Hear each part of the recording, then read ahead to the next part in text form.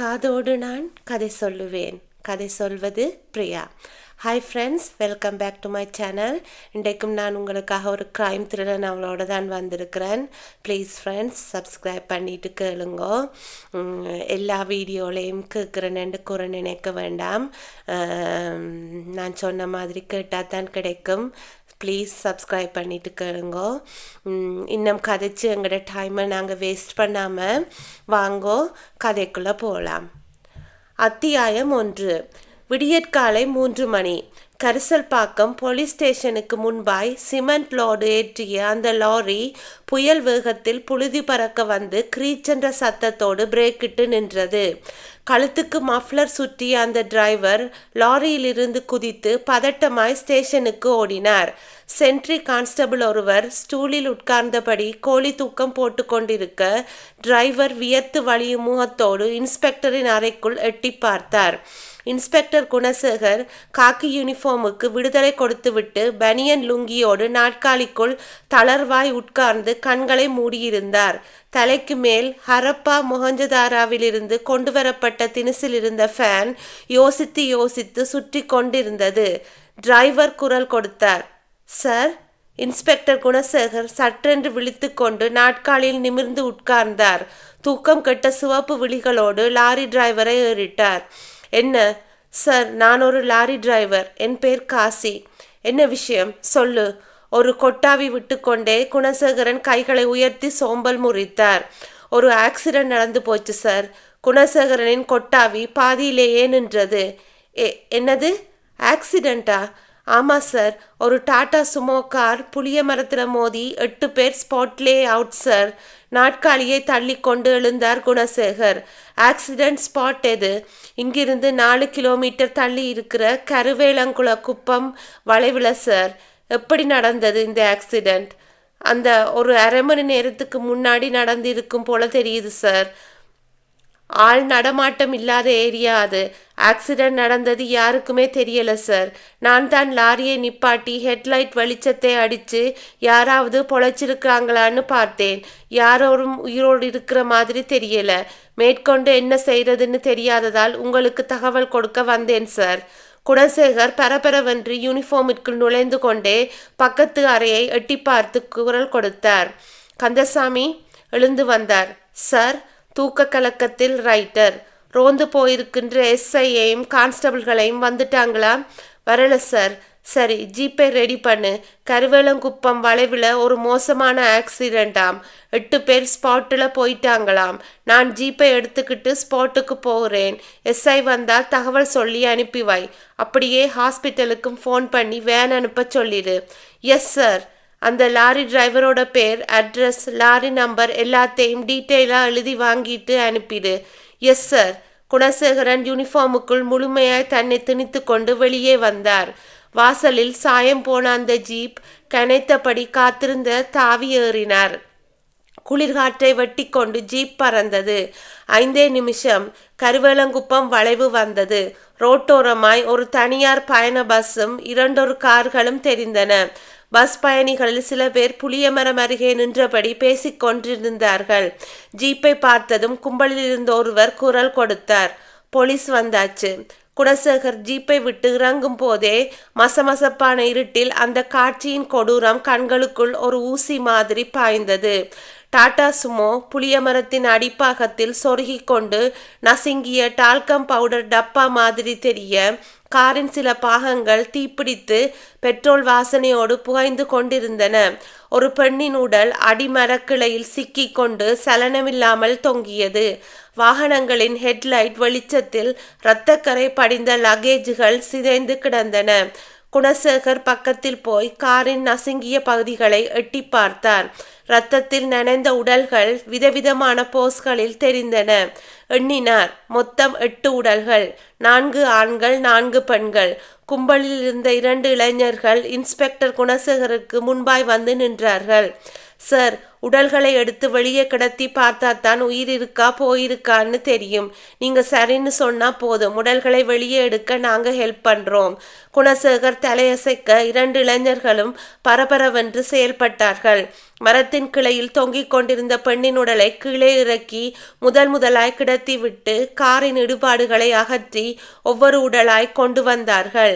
4 பெண்கள் 2 ஆண்களை சடலங்களாய் கிடத்தி விட்டு மீதி 2 ஆண்களை இடிபாடுகளிலிருந்து இழுத்த போது அந்த முனகல் சத்தம் கேட்டது. சார், 2 பேர்ல ஒருத்தர் உயிரோடு இருக்கார், முதல்ல அவரை எடுங்க. எடுத்தார்கள். கையிலும் காலிலும் மட்டும் அடிபட்டிருக்க மனிதர் அரை மயக்கத்தில் இருந்தார். வயது 40 50 என்று ஊகிக்க முடியாத ஒரு வயதில் இருந்தார். மூக்கு கண்ணாடி நொறுங்கி போயிருக்க அணிந்திருந்த வெள்ளை சட்டையும் வேஷ்டியும் கையில் பெருகியிருந்த இரத்தத்தின் காரணமாக கம்யூனிஸ்டாக மாறியிருந்தது. அவரை சாய்வாக உட்கார வைத்து மினரல் வாட்டர் புகட்ட அந்த நபர் தலையை மெல்ல நிமிர்த்தி சோர்வாய் கும்பலை ஒரு பார்வை பார்த்தார். இன்ஸ்பெக்டர் குணசேகர் குனிந்து மெல்லிய குரலில் கேட்டார், வண்டி எப்படி ஆக்சிடென்ட் ஆச்சு? அந்த நபரின் உதடுகள் பயத்தில் துடித்தன. வண்டியில் திடீர்னு பிரேக் ஃபெயிலியர். ட்ரங்க்ல வண்டியை திருப்பும் போது கண்ட்ரோல் பண்ண முடியல. தூக்கத்தில் வேறு கலக்கம் வேற. நல்ல ஸ்பீடில் வந்த வண்டி மரத்தில் மோதிடுச்சு. வண்டியை ஓட்டினது நான் தான். நீதான் டிரைவரா? ஆமாங்க ஐயா. யார் வண்டி இது? மில் ஓனர் ராஜேந்திர பாபுவோடதுங்க. சொன்ன டிரைவர் மெல்ல திரும்பி சுற்றும் முற்றும் பார்த்தார். பின் குரல் நடுங்க கேட்டார், கார்ல வந்தவங்களுக்கு என்னாச்சு? குணசேகர் சொன்னார், உன்னை தவிர கார்ல வந்த மற்ற 7 பேரும் ஸ்பாட்லேயே அவுட். இவ்வளவு பெரிய விபத்தில் நீ உயிர் பிழைச்சது பெரிய அதிசயம். டிரைவர் சிறிது நேரம் அதிர்ந்து போனவராய் மௌனம் காத்துவிட்டு குணசேகரை ஏறிட்டார். செத்து போனது எத்தனை பேருன்னு சொன்னீங்க ஐயா? 7 பேர். இருக்காதுங்க ஐயா, வண்டியில் என்னையும் சேர்த்து மொத்தம் 7 பேர் தான் இருந்தோம். நான் ஒருத்தன் உயிரோடு இருக்கேன்னா செத்தது 6 பேர் தானே. குணசேகரன் திரும்பி நின்று வரிசையாக கிடத்தப்பட்டிருந்த உடல்களை எண்ணி பார்த்தார். 7 பேர், 3 ஆண்கள் 4 பெண்கள். நீயே பாரு எத்தனை பேர்னு. டிரைவர் அடிபட்ட வேதனையே மறந்து தவிப்போடு எழுந்து திரும்பி பார்த்தார். லேசாய் முகம் மாறினார். ஐயா, என்ன கணக்கு சரியா? இல்லைங்க ஐயா. என்ன இல்லை? ஐயா, இந்த வண்டியில் என்னையும் சேர்த்து 4 ஆண்கள் 3 பெண்கள் இருந்தோம். 3 பெண்களா? ஆமாங்க ஐயா. அதப்படி இங்கே 4 பெண்கள் செத்து கிடக்குறாங்களே. ஐயா, அந்த டார்ச் லைட்டை கொஞ்சம் வாங்கி கொடுங்க. ஒருவரின் கையில் இருந்த டார்ச் டிரைவரின் கைக்கு வர அவர் டார்ச் வெளிச்சத்தை ஒவ்வொரு பெண்ணின் மீதும் கொட்டி பார்த்துவிட்டு ஒரு பெண்ணின் உடலை சுட்டி காட்டிக்கொண்டே இன்ஸ்பெக்டர் குணசேகரிடம் சென்றார். ஐயா, இந்த பொண்ணு இந்த காரில் வரல. சென்னை அதிகாலை 4 மணி. நகரின் மையத்தில் இருந்த அந்த கல்யாண மண்டபம் காலை 9 மணி முகூர்த்தத்திற்கு சோம்பலாய் தயாராகி கொண்டிருந்தது. வாத்திய கோஷ்டி வேஷ்டிகளிலேயே போர்வையாக்கி கொண்டு உறக்கத்தின் பிடியில் சிக்கி இருக்க கல்யாணத்துக்கு வந்திருந்த மொத்த உறவு ஜனங்களும் கிடைத்த இடங்களில் நித்ராதேவியை தழுவியிருந்தார்கள். மாப்பிள்ளை தேவேந்திரன் தனக்கு ஒதுக்கப்பட்டிருந்த அறையின் கட்டிலுக்கு சாய்ந்தபடி ஒரு சிகரெட்டை புகையாய் மாட்டிக்கொண்டிருந்தான். சீட்டாடிய களைப்பில் நண்பர்கள் தூங்கிக் கொண்டிருக்க அறைக்குள் 0 வாட்ஸ் வெளிச்சம் பரவி இருந்தது. சிகரெட்டின் கடைசி சென்டிமீட்டரை ஆஸ்ட்ரேயில் இட்டு நசுக்குவதற்காகவே தேவேந்திரன் திரும்பிய வினாடி லொட் முதுகில் எதுவோ வந்து விழ சட்டென்று திரும்பி குனிந்து பார்த்தான். ஜன்னல் வழியே யாரோ வீசிவிட்டு போயிருக்கின்றார்கள். காகித உருண்டையை கையில் எடுத்து கொண்டவன் வேக வேகமாய் வெளியே போய் எட்டி பார்த்தான். வெளியே யாரும் இல்லை. குழப்பத்தை முகத்தில் ஒட்ட வைத்து கொண்டு கையில் இருந்த காகித உருண்டையை பிரித்தான். உள்ளே பால் பாயிண்ட் பேனாவால் எழுதப்பட்டு 2 வரிகள். மிக அவசரம், உங்களோடு பேச வேண்டும். கல்யாண மண்டபத்துக்கு பின்புறம் இருக்கும் மரத்தடிக்கு வரவும். மணப்பெண் நிகிலா. பதட்டமான தேவேந்திரன் கடிதத்தை மறுபடியும் காகித உருண்டையாக்கி சட்டை பையில் போட்டு கொண்டான். வேக வேகமாய் நடந்து மண்டபத்தின் பின்பக்க பகுதியை நோக்கி போனான். வேண்டாத பொருட்கள் கொட்டி வைக்கப்பட்டிருந்த பகுதி அது.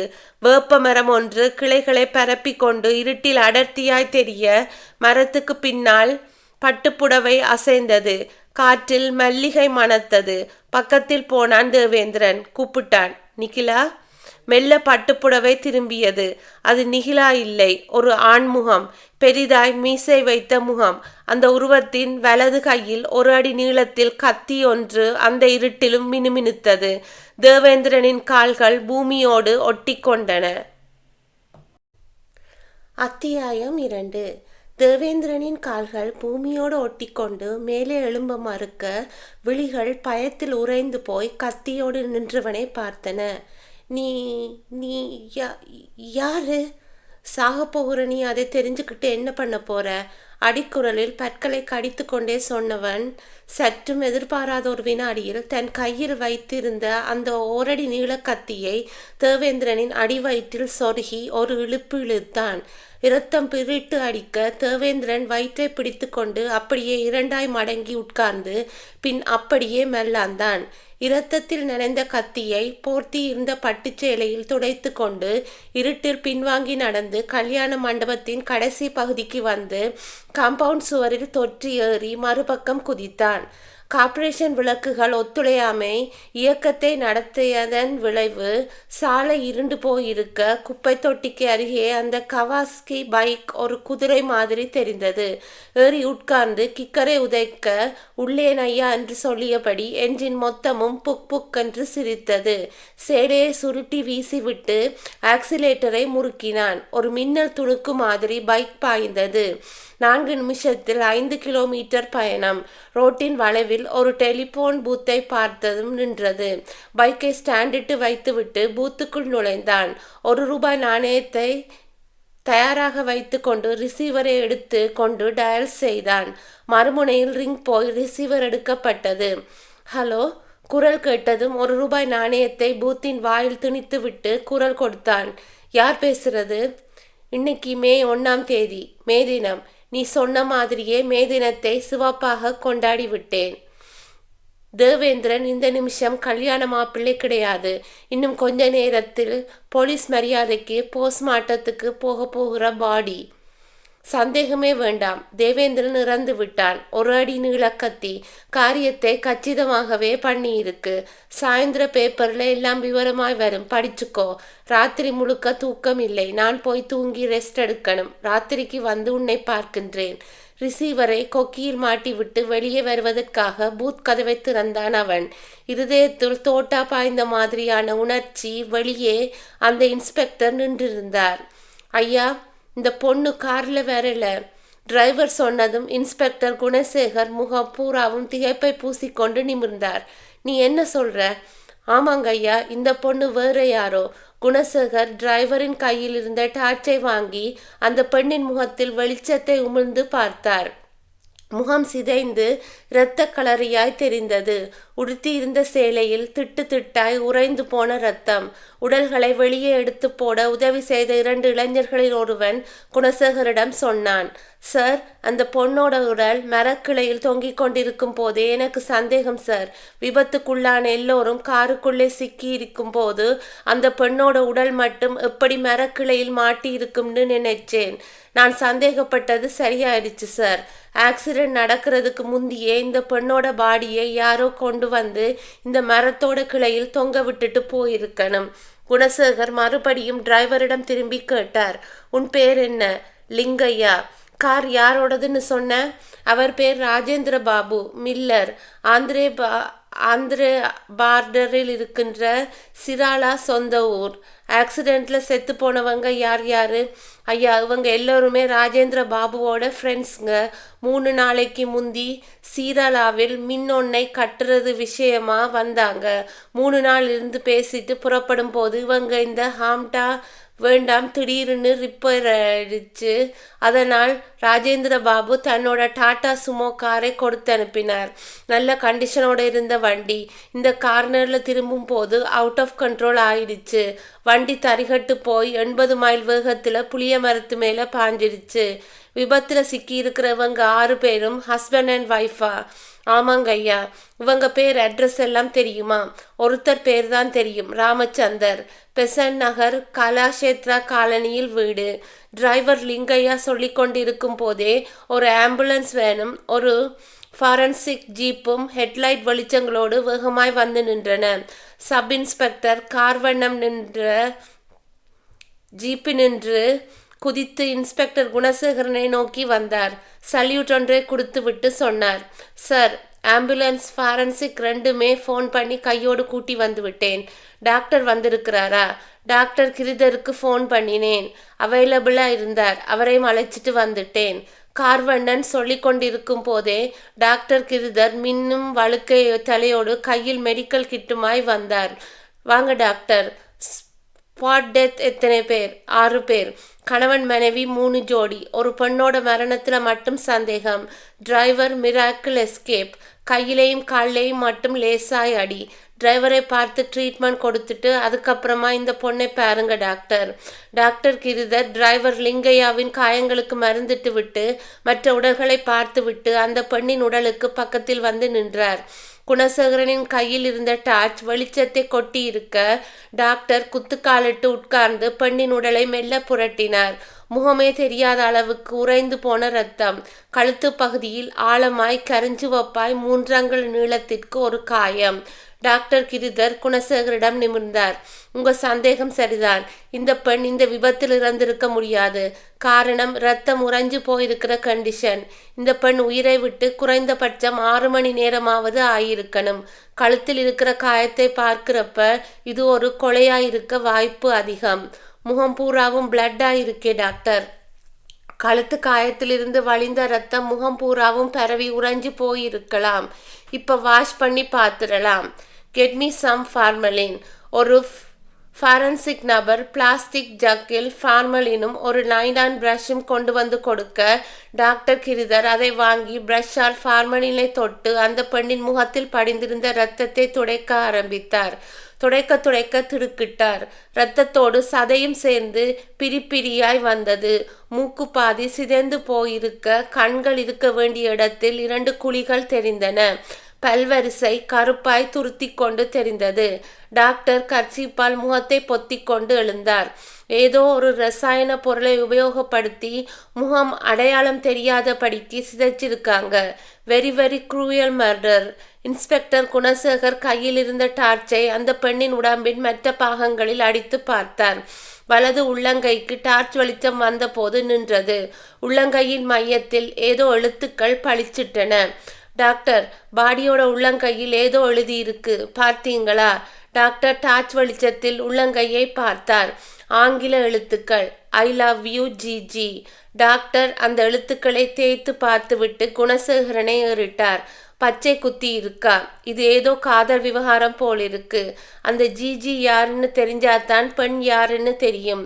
கார்வண்ணன் சார், இமீடியட்டா போலீஸ் டாகே ஸ்பாட்டுக்கு கொண்டு வர சொல்லி வயலஸ் தகவல் கொடுங்க. நேரமாயிட்டா கொலையாளியோட ஸ்மெல் டிஸ்டர்ப் ஆயிடும். கார்வண்ணன் ஜீப்புக்கு ஓடினார். சரியாய் 30 நிமிஷம். டாக் ட்ரெய்னர் மோசஸ் கண்ணுக்குட்டி சைஸில் இருந்த கருப்பு நாயோடு வந்து சேர்ந்தார். Sheeba, smell it. ஷீபா கட்டளையை வாங்கி கொண்டு அந்த பெண்ணின் உடலை தலையிலிருந்து கால் வரைக்கும் அங்குலம் அங்குலமாய் முகர்ந்து விட்டு ரோட்டின் இடது பக்கமாய் ஓட ஆரம்பித்தது. டாக் ட்ரெய்னர் மோசஸ் தொடர்ந்து ஓடினார். அவர்களுக்கு பின்னால் போலீஸ் ஜீப்பில் குணசேகரனும் கார்வண்ணனும் தொடர்ந்தார்கள். நெடுஞ்சாலையில் கிட்டத்தட்ட 1 கிலோமீட்டர் தூரம் ஓடிய ஷீபா அதற்கு பின் வலது பக்கமாய் பிரிந்த மண் பாதைக்குள் நுழைந்தது. பாதையின் முகப்பில் வைக்கப்பட்டிருந்த அந்த பழைய சிமெண்ட் பெயர் பலகையை பார்த்ததும் குணசேகரனும் கார்வண்ணனும் திடுக்கிட்டு போய் ஒருத்தரை ஒருத்தர் பார்த்து கொண்டார்கள். ஷீபா உள்ளே ஓடிக்கொண்டிருந்தது. அத்தியாயம் 3. இன்ஸ்பெக்டர் குணசேகரும் சப் இன்ஸ்பெக்டர் கார்வண்ணனும் ஜீப்பை விட்டு இறங்கி அந்த பழைய சிமெண்ட் பெயர் பலகைக்கு முன்பாய் போய் நின்றார்கள். அதில் கோணல் மானலாய் எழுதப்பட்டிருந்த எழுத்துக்கள் கல்லறை தோட்டம் என்று சொன்னது. குணசேகர் பெருமூச்சொன்றை விட்டபடியே தோள்களை குலுக்கினார். கார்வண்ணன், நாய் ஷீபா இந்த மயானத்துக்குள்ளே போயிருக்கு. இங்கே பிரச்சனைக்கு விடை கிடைக்குமா இல்லை பிரச்சனை பெருசாகுமான்னு தெரியல. சாதாரண ஆக்சிடென்ட் கேஸ்டான்னு ஸ்பாட்டுக்கு வந்தா கேஸ் ட்ரில் வாங்குது. மயானத்துக்குள் ஷீபாவின் குறைப்பு சத்தம் கேட்டது. இருவரும் உள்ளே போனார்கள். டாக்டர் மோசஸ் ஷீபாவுக்கு பின்னால் ஓடிக்கொண்டிருந்தார். ஷீபா சிதிலமான கல்லறை தாண்டி யாரையோ பார்க்க போகிற அவசரத்தோடு ஓடியது. கார்வண்ணனும் குணசேகரனும் தொடர்ந்தார்கள். கல்லறை தோற்றம் அவ்வளவு சுற்றமாக இல்லை. பாலித்தீனியமும் சப்பாத்தி கள்ளியும் பார்ட்னர்ஷிப் போட்டுக்கொண்டு மயானத்தை ஆக்கிரமித்திருந்தன. கால்நடைகளின் கழிவுகள் ஆங்காங்கே காய்ந்து தெரிந்தது. வேகமாய் ஓடிக்கொண்டிருந்த ஷீபா இப்போது வேகத்தை குறைத்து கொண்டு மெதுவாய் நடை போட்டு மண்ணை முகர்ந்தது. டாக்டர் மோசஸ் ஷீபாவுக்கு சின்ன சின்ன கட்டளைகளை கொடுத்து கொண்டு அடியொற்றி நடை போட்டார். ஷீபா யோசித்து யோசித்து நடந்து பின் அந்த சப்பாத்தி கள்ளி புதர் பக்கமாய் வந்து நின்று மண்ணை முன்னங்காலால் பிராண்டி காட்டிவிட்டு படுத்து கொண்டது. மோசஸ் மணலை கிளறி பார்த்துவிட்டு குணசேகரிடம் நிமிர்ந்தார். சார், இங்கே மணல் இளகி இருக்கு. இந்த இடத்துல குழி தோண்டப்பட்டிருக்கலாம் என்று நினைக்கின்றேன். குணசேகர் தன் கனமான பூட்ஸ் காலால் மண்ணை மிதித்து பார்த்தார். மண் கீழே இறங்கியது. கார்வண்ணன், சார், இந்த இடத்தை தோண்டி பார்க்கணும். நீங்க ஜீப்பை எடுத்துக்கிட்டு போய் ஆட்களையும் ஸ்பாட் போஸ்ட்மார்ட்டம் பண்ண ஒரு டாக்டரையும் கூட்டிட்டு வந்துடுங்க. Yes sir. கார்வண்ணன் அந்த இடத்தை விட்டு வேகமாய் நடந்து போக குணசேகர் தன் பார்வையை துரத்தி சுற்றுமுற்றும் பார்த்தார். தொலைவில் ஒரு குடிசை தெரிந்தது. மிஸ்டர் மோசஸ், நீங்க இங்கேயே இருங்க. கார்வண்ணன் ஆட்களை கூட்டிட்டு வர்றதுக்குள்ளே இந்த குடிசையில் யார் இருக்காங்கன்னு பார்த்து ஒரு விசாரணை பண்ணிட்டு வந்துடுறேன். மோசஸ் தலையாட்ட குணசேகர் சிதிலமான கல்லறைக்கு மத்தியில் முளைத்திருந்த பாலித்தீனிய செடிகளை மிதித்து கொண்டு தொலைவில் தெரிந்த குடிசையை நோக்கி போனார். 10 நிமிஷ நடைக்கு பின் அந்த குடிசையை சமீபித்தார். வாசலில் 2 ஆடுகள் கட்டி போட்டுப்பட்டிருக்க குடிசையின் கதவு சாத்தப்பட்டு இருந்தது. குணசேகரர் கதவின் மேல் கையை வைத்து தள்ளி பார்த்தார். உட்பக்கமாய் தாளிடப்பட்டிருந்தது. மெல்ல தட்டினார். டொக் டொக். குணசேகர் காத்திருந்த 1/2 நிமிஷ அவகாசத்துக்கு பிறகு கதவு மெல்ல பின்வாங்கி உள்ளே போயிற்று. ஒரு இளம்பெண் பார்வைக்கு கிடைத்தாள். இடுப்பில் சினுங்கும் கைக்குழந்தை. குணசேகரன் யூனிஃபார்மை பார்த்ததும் தன் பெரிய கண்களில் மிரட்சியை காட்டினாள். பயமாய் எச்சில் விழுங்கி கொண்டு கேட்டாள், யார் வேணுங்க? உன் பேர் என்ன? வடிவுங்க. வீட்டில் உன் புருஷன் இருக்கானா? அவர் கோழி கூவுறப்பவே எந்திரிச்சு வேலைக்கு போயிட்டாருங்க. உன் புருஷனுக்கு என்ன வேலை? வயக்காட்டு வேலை தாங்க. அவருக்கு தப்பு தண்டா வேலை எதுவும் தெரியாதுங்க. இதோ பார், நான் கேட்குற கேள்விக்கு ஒழுங்கான பதிலை சொல்லணும். இந்த கல்லறை தோட்டம் மயானம் இப்போ யார் பொறுப்பில் இருக்கு? அதெல்லாம் எனக்கு தெரியாதுங்க. 2 வருஷத்துக்கு முந்தி வரைக்கும் மரிய கோசுன்னு வயசான பெரியவர் ஒருத்தர் அந்த கல்லறையை பராமரிப்பு பண்ணிட்டு இருந்தார். அவர் செத்து போனதுக்கு அப்புறம் வேற யாரும் இங்கே வரல. செத்தவங்களை அடக்கம் பண்ணக்கூடிய இப்ப இங்கே யாரும் வர்றதில்ல. முதல்ல பார்க்குற மாதிரி இருந்த கல்லறை தோட்டம் இப்போ பால்பட்டு போயிட்டுது. நேற்று ராத்திரி இந்த மயானத்துக்குள்ளே யாராவது இருந்ததை நீயோ உன் புருஷனோ பார்த்தீங்களா? இல்லைங்க, நாங்கள் யாரையும் பார்க்கல. 7 மணிக்கு கதவை சாத்திட்டா அதுக்கப்புறம் நாங்கள் விடிஞ்ச பின்னாடி தான் கதவை திறந்து வெளியே வருவோம். பக்கத்து வீடு ஏதாவது இருக்கா? இல்லைங்க, வீடுகளை பார்க்கணும்னா 2 கல்லு தொலைவு போகணும். உன் புருஷன் வேலையிலிருந்து எப்போ திரும்பி வருவான்? பொழுது சாயும் போது வந்துடுவாருங்க.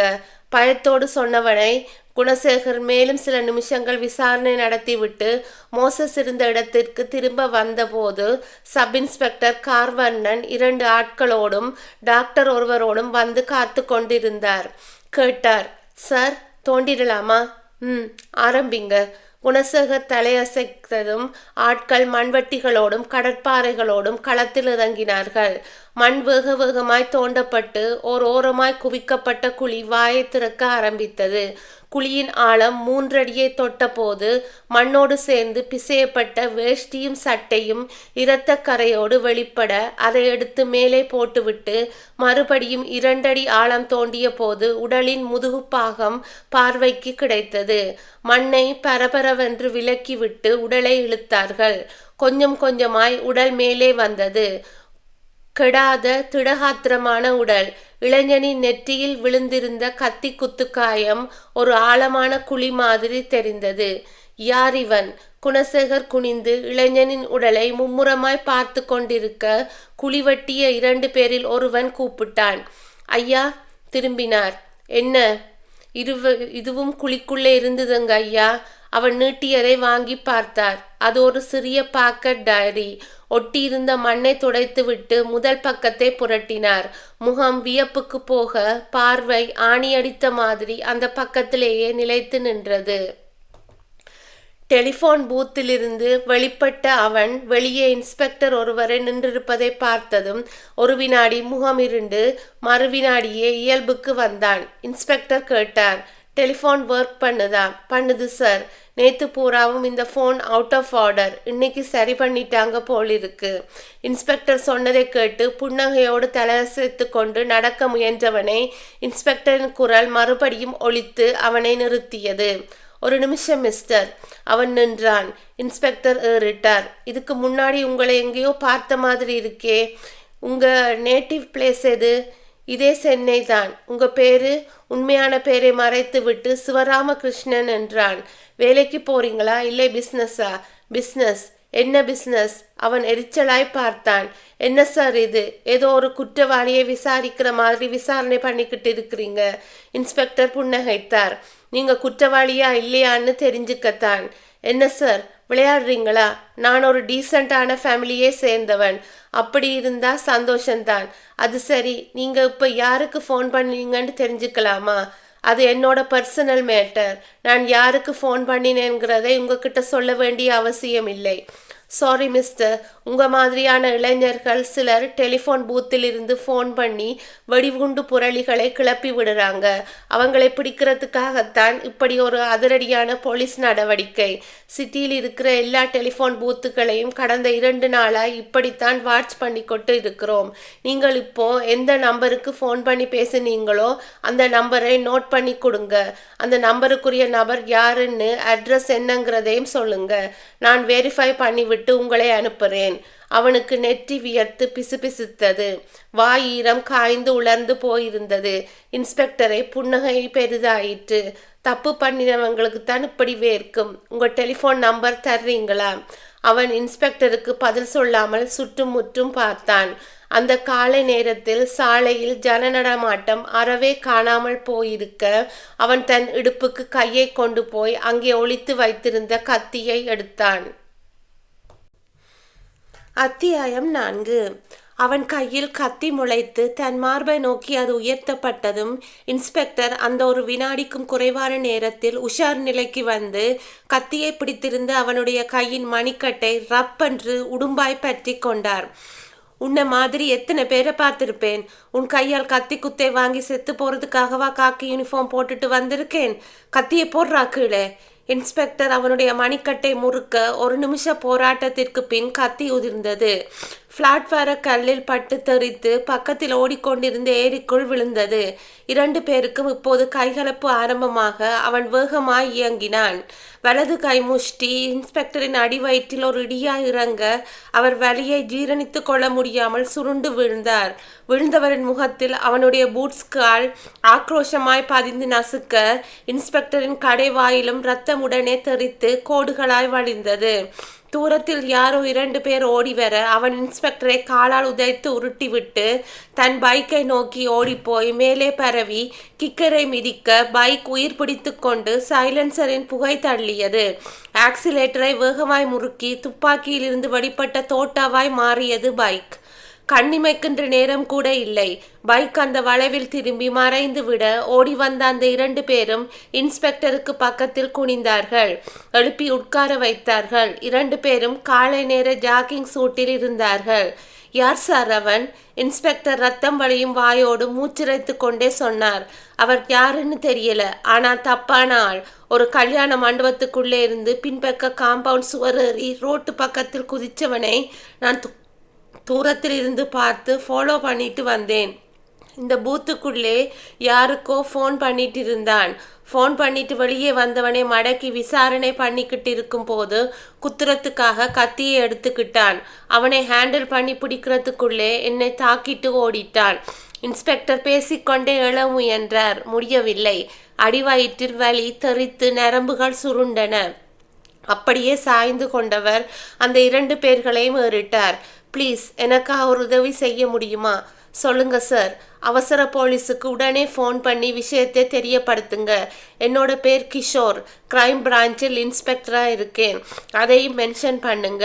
அப்போத்தான் ரெஸ்பான்ஸ் இருக்கும்.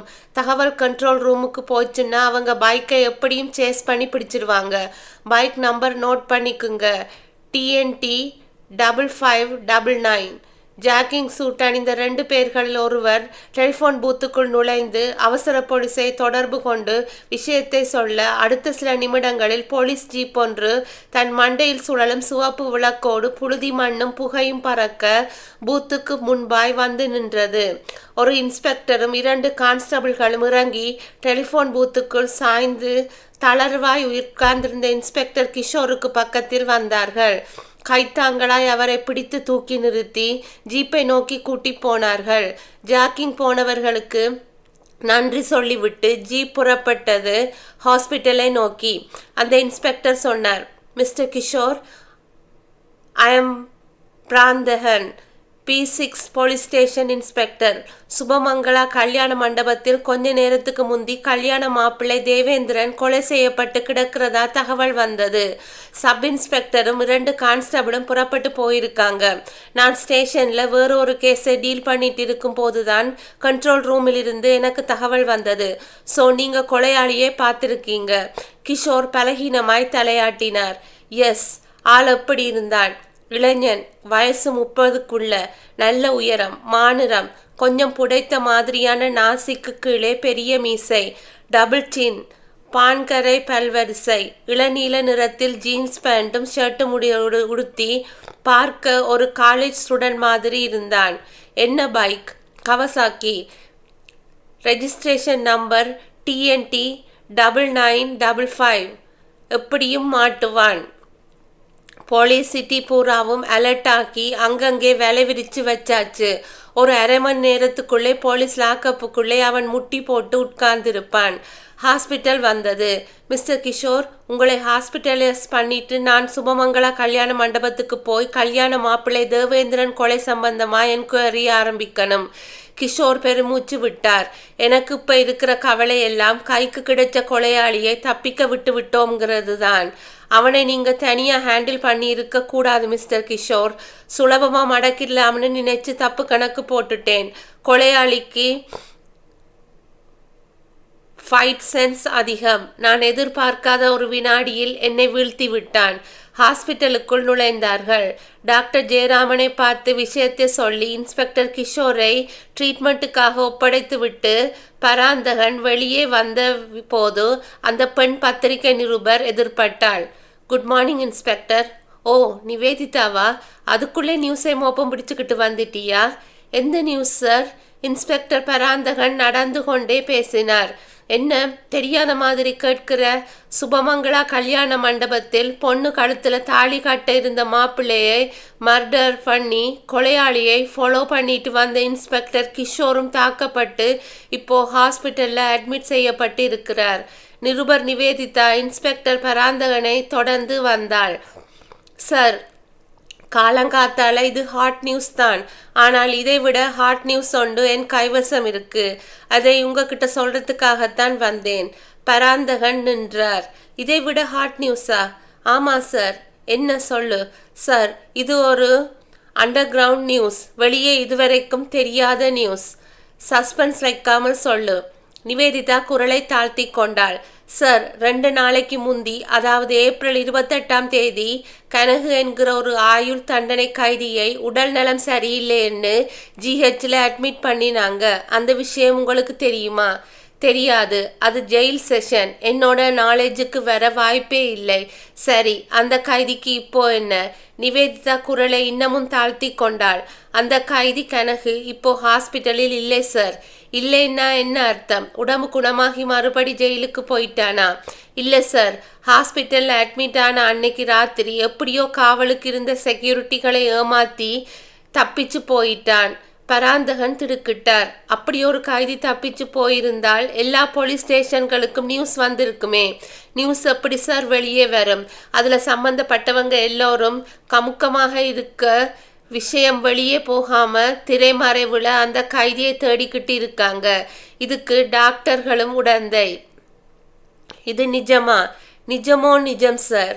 உனக்கு எப்படி தெரியும்? என் ஃப்ரெண்ட் ஒருத்தி ஜிஹெச்சில் வேலை பார்க்குறா, லேப் டெக்னீஷியன். அவன் மூலமாக எனக்கு நியூஸ் வந்தது. அது உண்மையா பொய்யான்னு தெரிஞ்சுக்கத்தான் உங்களை பார்க்க ஸ்டேஷனுக்கு போனேன். நீங்கள் இந்த ஹாஸ்பிட்டலில் இருப்பீங்கன்னு ஸ்டேஷன் ரைட்டர் சொன்னார். ஏன் சார், ஒரு ஆயுள் கைதியை தப்ப விட்டு போலீஸார் இவ்வளவு கமுக்கமாக இருக்கிறது சரியா?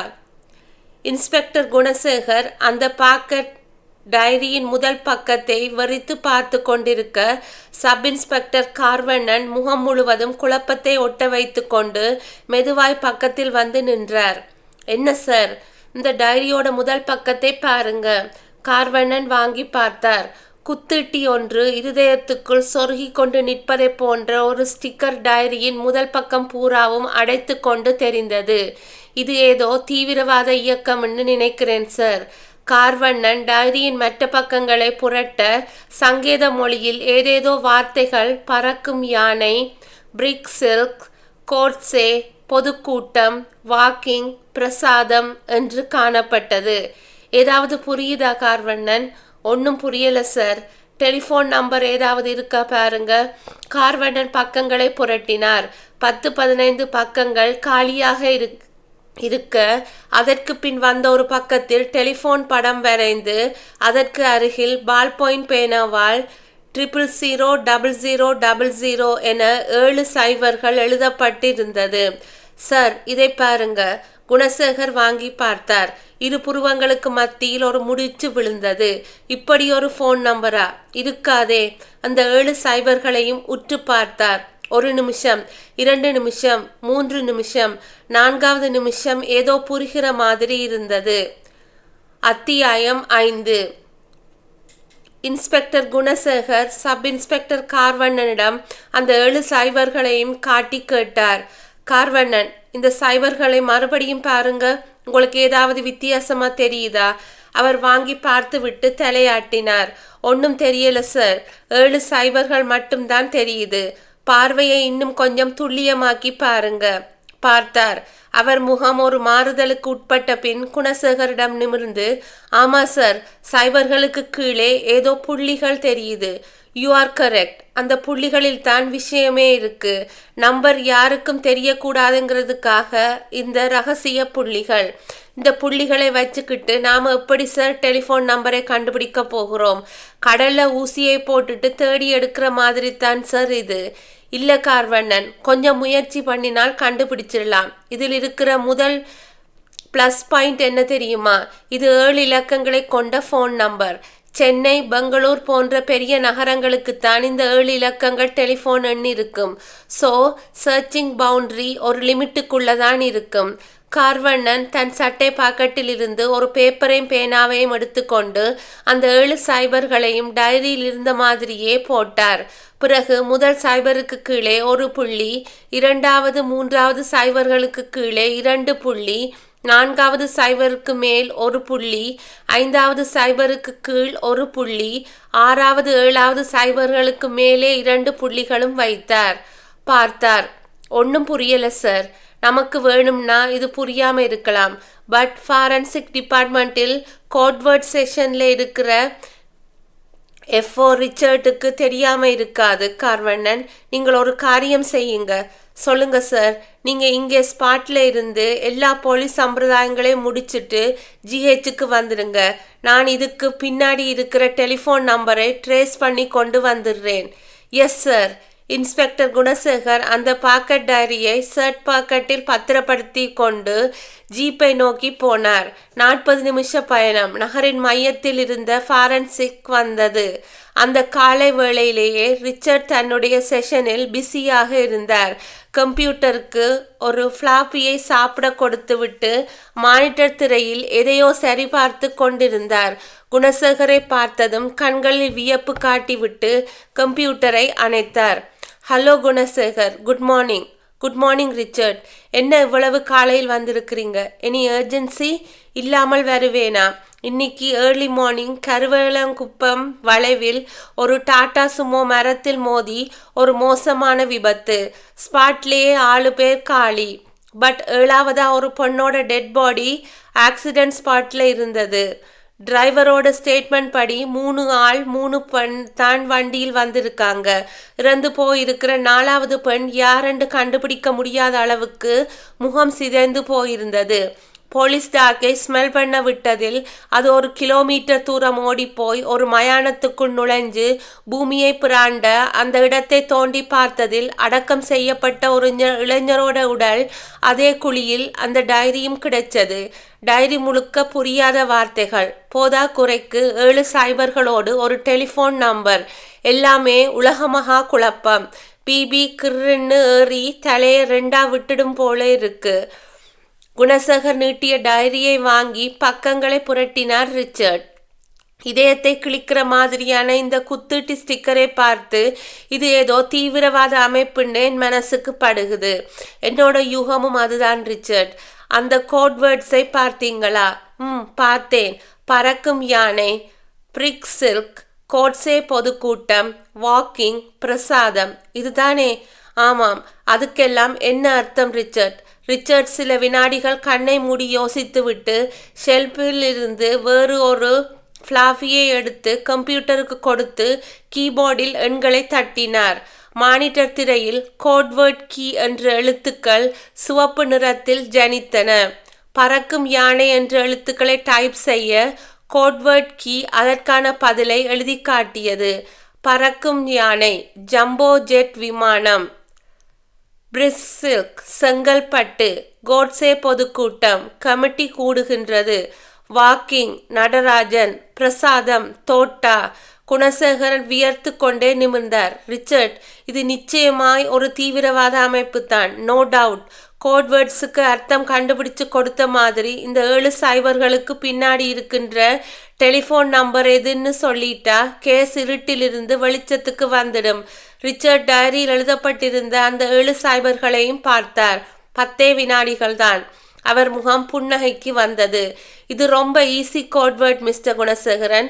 பார்க்கறதுக்கு குழப்பமாயிருக்கும். But very easy to find out. எனக்கு பிடிபடலை. இந்த 7 சைபர்களிலும் 2 எண்கள் தான் ஒளிஞ்சிருக்கு. என்ன எண்கள்? 6, 9. குணசேகர் மறுபடியும் அந்த சைபர்களை பார்த்துவிட்டு உதட்டை பிதுக்கினார். புரியலையே. இப்ப புரிஞ்சுக்கிறோம் பாருங்க, சொன்ன ரிச்சர்ட் அந்த 7 சைபர்களையும் ஒரு துண்டு பேப்பரில் வரைந்தார். குணசேகர், இப்போது முதல் சைபருக்கு வருவோம். புள்ளி எங்கே இருக்கு? மேலே. சைபரில் இருந்து அந்த புள்ளிக்கு ஒரு கோடு இழுங்க. என்ன நம்பர் வருது? இழுத்தார். கண்கள் வியப்பில் 1 மில்லிமீட்டர் விரிந்தன. சொன்னார் 6. 2வது 3வது சைபர்களில் புள்ளிகள் எங்கே இருக்கு? கீழே. சைபர்களில் இருந்து அந்த 2 புள்ளிகளுக்கும் கோடுகளை இழுங்க. ரிச்சர்ட் சொல்ல குணசேகர் இழுத்தார். அது 2 9களாய் மாறியது. 4வது சைபர் மேல் புள்ளியின் காரணமாக எண் 6ஆகவும் 5வது சைபர் கீழ்ப்புள்ளி காரணமாக எண் 9ஆகவும் 6 7 சைபர்கள் மேல் புள்ளி காரணமாக 2 6களாகவும் உருமாற எண் இப்போது முழுமையாய் பார்வைக்கு கிடைத்தது. 6 9 9 6 9 6 6. குணசேகர் ரிச்சர்ட்டின் கைகளை பற்றி குலுக்கினார். Fantastic mister Richard. Fantastic mister Richard. இந்த கோட்வேர்ட் முறைக்கு டாட்ஸ் தியரின்னு பேர். இப்போ இந்த டெலிஃபோன் நம்பர் யாரோடதுன்னு எக்ஸ்சேஞ்சுக்கு ஃபோன் பண்ணி கேட்டுக்கலாமா? ப்ளீஸ். ரிச்சர்ட் டெலிஃபோனை நகர்த்தி பக்கத்தில் வைத்து கொண்டு ரிசீவரை எடுத்து எண்களை தட்டினார். மறுமுனையில் ரிங் போய் ரிசீவர் எடுக்கப்பட்டது. Hello, exchange enquiry? எஸ், நாங்கள் ஃபாரன்சிக்கில் இருந்து பேசுகிறோம். சொல்லுங்கள் சார். சந்தேகத்துக்குரிய ஒரு டெலிஃபோன் நம்பர் போலீஸுக்கு கிடைச்சிருக்கு. அந்த நம்பருக்குரிய நபர் யாரு, அவர் அட்ரஸ் எதுங்கிற விவரங்கள் வேணும். It should be in a nutshell. Number சொல்லுங்க சார். 6996966. 1 minute sir. லைன்லேயே இருங்க. ரிச்சர்ட் காத்திருந்தார். சரியாய் 1 நிமிஷம் கடந்து போயிருக்க ரிசீவரில் குரல் கேட்டது. சார் சொல்லுங்க. நீங்கள் சொன்ன அந்த 6996966 நம்பர் நடிகை ஜெயகீதாவோடது. அது அவங்களோட ரகசிய நம்பர். ஜிஹெச் இன்ஸ்பெக்டர் பராந்தகனும் பிரஸ் ரிப்போர்ட்டர் நிவேதிதாவும் தலைமை டாக்டர் செரியன் அறைக்குள் நுழைந்த போது அவர் வாஷ் பேசினில் லிக்விட் சோப்பால் கைகளை கழுவி கொண்டிருந்தார். Sorry for the disturbance doctor, please come. நாட்காலிகளை காட்டிவிட்டு டவலால் கைகளை துடைத்தபடி வந்து நாட்காலியில் சாய்ந்தார் செரியன். சொல்லுங்க, என்ன விஷயம்? பராந்தகன் மெல்ல பேச்சை ஆரம்பித்தார். டாக்டர், 2 நாளைக்கு முன்னாடி உடல்நல குறைவு காரணமாக இங்கே அட்மிட் செய்யப்பட்ட கனகுங்கிற ஆயுள் தண்டனை கைதி இங்கே இருந்து தப்பிச்சிட்டு போயிட்டதா ஒரு தகவல் கிடைச்சது. உண்மையா? இதை உங்களுக்கு யார் சொன்னது? சொன்னவங்களை பத்தி இப்ப என்ன டாக்டர்? நான் கேள்விப்பட்ட தகவல் உண்மையா பொய்யா? அதை சொல்லுங்க. டாக்டர் செரியன் பெருமூச்சொன்றை வெளியிட்டு விட்டு தலையாட்டினார். தகவல் உண்மைதான். அந்த கைதி இங்கே அட்மிட்டான அன்னைக்கு ராத்திரியே எப்படியோ தப்பி ஓடிட்டான். அது முழுக்க காவலுக்கு இருந்த சென்ட்ரி போலீஸோட குற்றம். ஹாஸ்பிட்டல் நிர்வாகம் இதுக்கு பொறுப்பில்லை. கைதி தப்பி போய்விட்ட விஷயத்தை வெளியே ஏன் தெரியப்படுத்தவில்லை? சிறை ஐஜி தான் விஷயம் வெளியே யாருக்கும் தெரிய வேண்டாம், இன்னும் 2 நாளைக்குள்ளே எப்படியும் கண்டுபிடிச்சிடலாம்னு சொன்னார். டாக்டர், அந்த தப்பியோடிய கைதிக்கு என்ன உடல்நல குறைவு? அவனுக்கு உடல்நலம் பிரச்சனை இல்லை, பின்னே அவன் மனநலம் பாதிக்கப்பட்டவன். கொலைவரி அவனுடைய இரத்தத்தில் கலந்து தலைக்கேறி இருக்கின்றது. அத்தியாயம் 6. இன்ஸ்பெக்டர் பராந்தகன் கண்களில் பரவிக்கொண்ட கலவரத்தோடு டாக்டர் செரியனை ஏறிட்டார். தப்பியோடி இருக்கும் கைதி கனகு மனநலம் பாதிக்கப்பட்ட ஒரு நோயாளியா? எஸ். சப்கான்ஷியஸ் மைண்டில் அவனோடு பேசி பார்த்த போது அவன் ஒரு கொலைவரி பிடித்த பேர்வெளி என்பது தெரிந்தது. போலீஸ் காவலை பலப்படுத்தி கொஞ்சம் ஜாக்கிரதையோடு இருந்திருந்தால் அவனால் தப்பித்து போயிருக்க முடியாது. நடந்துவிட்ட தப்புக்கு முழு பொறுப்பு ஏற்க வேண்டியது காவல்துறையே தவிர ஹாஸ்பிட்டல் நிர்வாகம் அல்ல. சிறை நிர்வாக ஐஜி கேட்டுக்கொண்டதற்கிணங்க நான் இந்த செய்தியை வெளியே சொல்லாமல் பத்திரிகைக்காரர்கள் மோப்பம் பிடித்து விடாமல் அடைகாத்து கொண்டிருக்கின்றேன். நீங்கள் இந்த பிரச்சனை குறித்து ஏதாவது பேச வேண்டுமென்றால் சிறை நிர்வாக ஐஜியிடம் போய் பேசிக்கொள்வது உத்தமம். இன்ஸ்பெக்டர் பராந்தகன் 2 தோள்களையும் குலுக்கினார். சாரி டாக்டர், சிறை சம்பந்தப்பட்ட விஷயத்தில் மேலதிகாரத்தில் ஒரு விஷயத்தை ரகசியமாக வைத்து கொண்டிருக்கும் போது நான் போய் அவர்களிடம் கேட்பது முறையாக இருக்காது. நான் உங்களிடமே விசாரணை முடித்து கொண்டு போகும் எண்ணத்தில் தான் வந்திருக்கின்றேன். இன்றைக்கு காலையில் ஒரு கல்யாண மண்டபத்தில் மாப்பிள்ளையாக இருந்த தேவேந்திரன் என்கிற நபர் கத்தியால் குத்தப்பட்டு கொலை செய்யப்பட்டார். கொலையாளி மண்டபத்தின் பின்பக்க காம்பவுண்ட் சுவர் ஏறி குதித்து கவாசாக்கி பைக்கில் ஏறி தப்பித்து போகும்போது அந்த பக்கமாய் ரோந்து வந்த இன்ஸ்பெக்டர் கிஷோர் பார்த்துவிட்டு ஃபாலோ பண்ணி இருக்கின்றார். ஒரு டெலிஃபோன் பூத்தில் புகுந்து யாருக்கோ ஃபோன் பண்ணிவிட்டு அவனை மடக்கி விசாரித்த போது கிஷோரை தாக்கி காயப்படுத்திவிட்டு தப்பிச்சு விட்டான் கொலையாளி. அவன் ஒருவேளை கைதி கனகுவாக இருக்கலாமோ என்கின்ற எண்ணத்தில் தான் இங்கே விசாரணைக்காக வந்தேன். டாக்டர் கேட்டார். அந்த இன்ஸ்பெக்டர் கிஷோர் இப்போ எங்கே? ஒரு பிரைவேட் ஹாஸ்பிட்டலில் அட்மிட் ஆகி ட்ரீட்மெண்ட் எடுத்துக்கொண்டு இருக்கின்றார். அப்படியென்றால் இன்ஸ்பெக்டர் கிஷோர் கொலையாளியை நன்றாய் பார்த்திருக்கின்றார். ஆமாம். என்ன அடையாளம் சொன்னார்?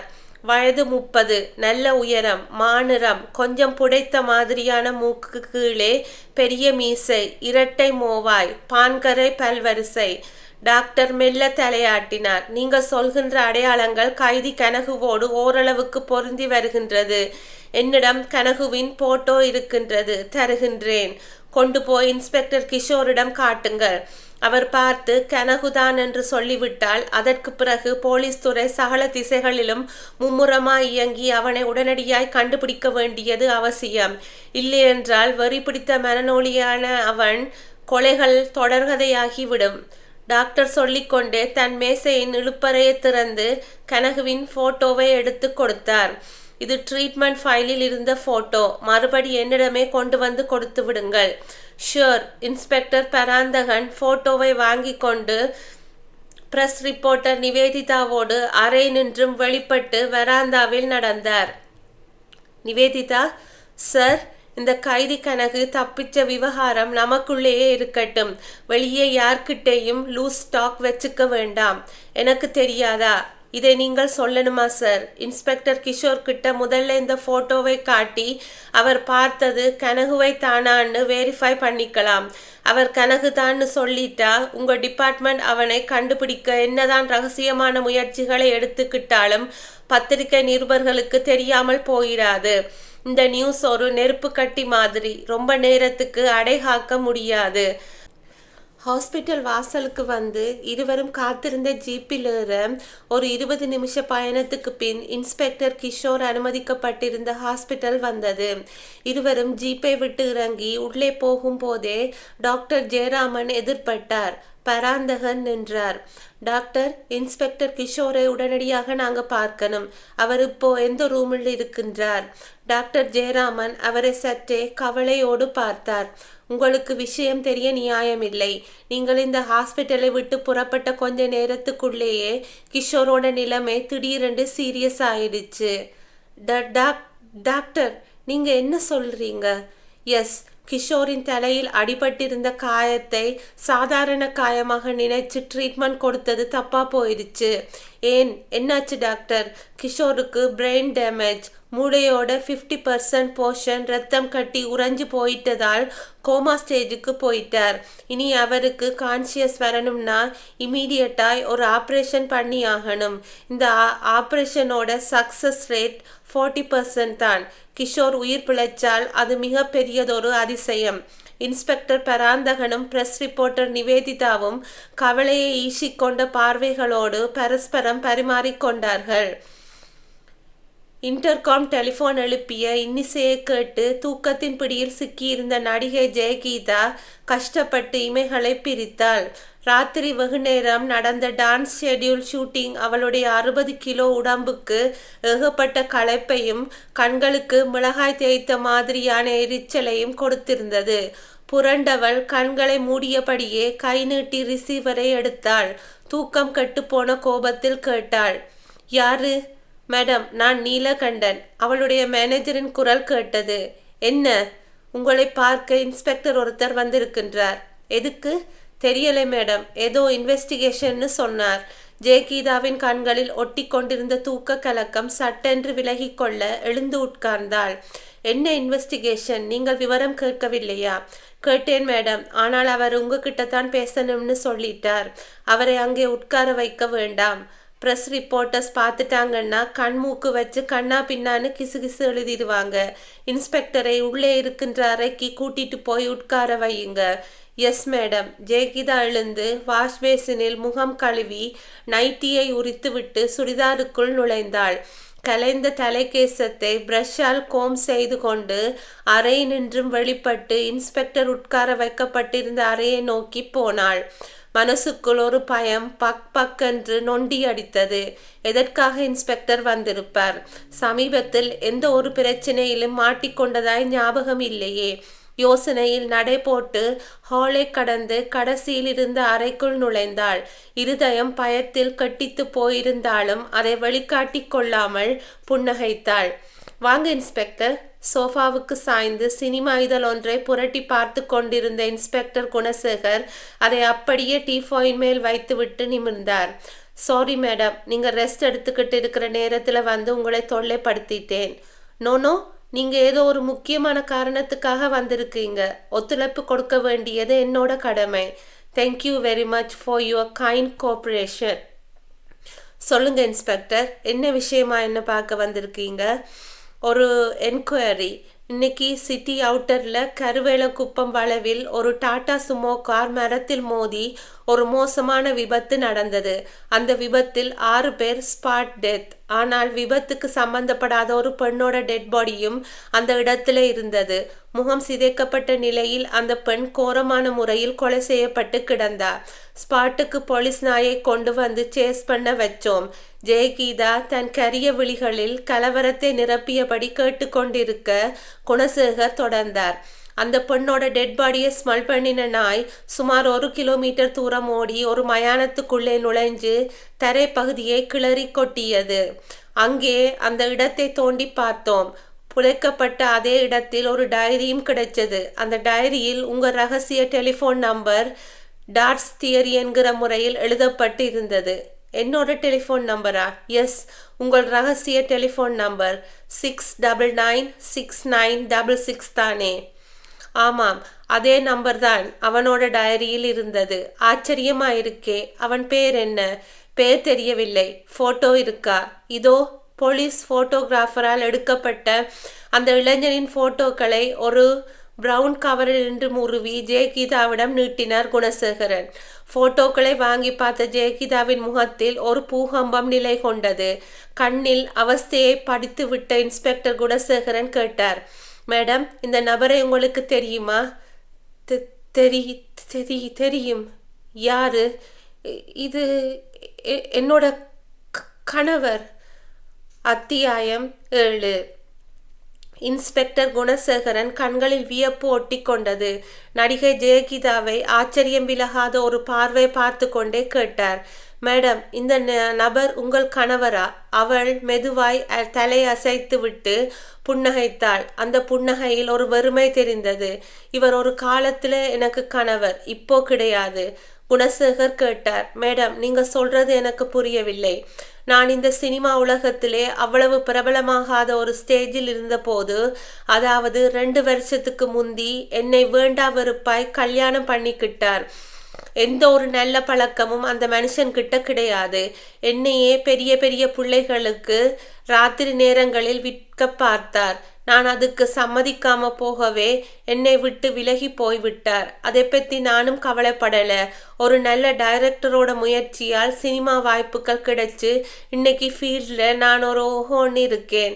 நான் ஒரு நல்ல நிலைமைக்கு வந்ததுமே என் கூட வந்து ஒட்டிக்க பார்த்தார். நான் சேர்த்துக்கல. இவர் பேர் என்ன? நடேஷ். அட்ரஸ் எனக்கு தெரியாது. கடைசியா நடேஷை என்னைக்கு பார்த்தீங்க? 1 மாசத்துக்கு முந்தி ராத்திரி நேரம் கூர்காவை எப்படியோ ஏமாத்திட்டு உள்ளே வந்துட்டார். பணம் வேணுமென்னு கேட்டார். நான் கொடுக்க மாட்டேன்னு சொன்னதும் கண்டபடி சத்தம் போட ஆரம்பிச்சார். நான் உடனே போலீஸுக்கு ஃபோன் பண்ணிவிட்டேன். அந்த ஏரியா பீட் போலீஸ் இன்ஸ்பெக்டர் வந்து மிரட்டினப்புறம்தான் வெளியே போனார். அதுக்கப்புறம் ஒரு தடவை ஃபோன் பண்ணினார். நான் பேசாமல் ரிசீவரை வைத்து விட்டேன். உங்க கணவர் நடேஷ் என்ன தொழில் பார்த்துட்டு இருந்தார்? சட்டவிரோதமான தொழில்கள் எல்லாமே அவருக்கு அத்துப்படி. கொஞ்சம் தீவிரவாத டைப். கையில் ஒரு கூலிப்படையை வச்சுக்கிட்டு வேண்டாத ஆட்களோட கையையும் காலையும் வெட்டுறதுதான் வேலை. இதை தவிர போதை மருந்து விற்பனையும் உண்டு. நடேஷ் இந்த சென்னையில க்ளோஸ் அப் ரவுண்ட் யாரு? எனக்கு தெரியாது. ஆனால் பனகல் பார்க்குக்கு பக்கத்தில் பாட்ஷா பான் பீடா ஸ்டால்னு ஒரு கடை இருக்கு. நடேஷை அந்த பீடா கடையில் தான் நிறைய தடவை பார்த்திருக்கேன். அங்கே விசாரிச்சால் உங்களுக்கு ஏதாவது உபயோகரமான தகவல் கிடைக்கலாம். Thank you madam. இன்ஸ்பெக்டர் குணசேகர் எழுந்தார். ஜெயகீதா குரலை தழைத்து கொண்டாள். இன்ஸ்பெக்டர், ஒரு சின்ன ரிக்வெஸ்ட். சொல்லுங்க மேடம். நடேஷும் நானும் கணவன் மனைவின்னு வெளி உலகத்துக்கு தெரியாது. இனியும் தெரிய வேண்டாம். ஒரு கிரிமினல் பேர் வழி எனக்கு கணவராக இருந்திருக்கிறாருங்கிற விஷயம் வெளியே தெரிஞ்சால் அது எனக்கு இப்போ ஃபீல்டில் இருக்கிற இமேஜை காயப்படுத்தும். ஸோ என் கணவரோட உடலை நான் வாங்கி இறுதி காரியங்களை செய்ய விரும்பல. உடலை போலீஸ் தரப்பிலேயே அடக்கம் பண்ணிருங்க. இதை நீங்கள் ஒரு ரிப்போர்ட்டாக எழுதி தரணும். ஏன்னா பின்னாடி ஏதாவது பிரச்சனை வந்தால் அதை நாங்கள் ஃபேஸ் பண்ணி ஆகணும். ரிப்போர்ட் தர்றேன். நீங்கள் எழுதி வையுங்க மேடம். எஸ்ஐ வந்து வாங்கிக்குவார். குணசேகர் நடிகை ஜெயகீதாவிடம் விடை பெற்று கொண்டு போர்ட்டிகோவில் நின்றிருந்த ஜீப்புக்கு வந்து ஏறி உட்கார்ந்தார். டிரைவரிடம் பனகல் பார்க் என்று சொல்லிவிட்டு சீட்டுக்கு சாய ஜீப் வேகம் எடுத்து 20 நிமிஷங்களை பயணத்தில் கரைத்து விட்டு பனகல் பார்க்கிற்கு முன்பாய் போய் நின்றது. இன்ஸ்பெக்டர் குணசேகர் இறங்கி நின்று சுற்றுமுற்றும் பார்க்க பஸ் ஸ்டாப்புக்கு பக்கத்திலேயே அந்த பான் பீடா கடை தெரிந்தது. கடையின் முகப்பில் பாட்ஷா பான் பீடா ஸ்டால் போர்டு தொங்க உள்ளே பனியன் லுங்கியோடு ஒரு இளைஞன் உட்கார்ந்திருந்தான்.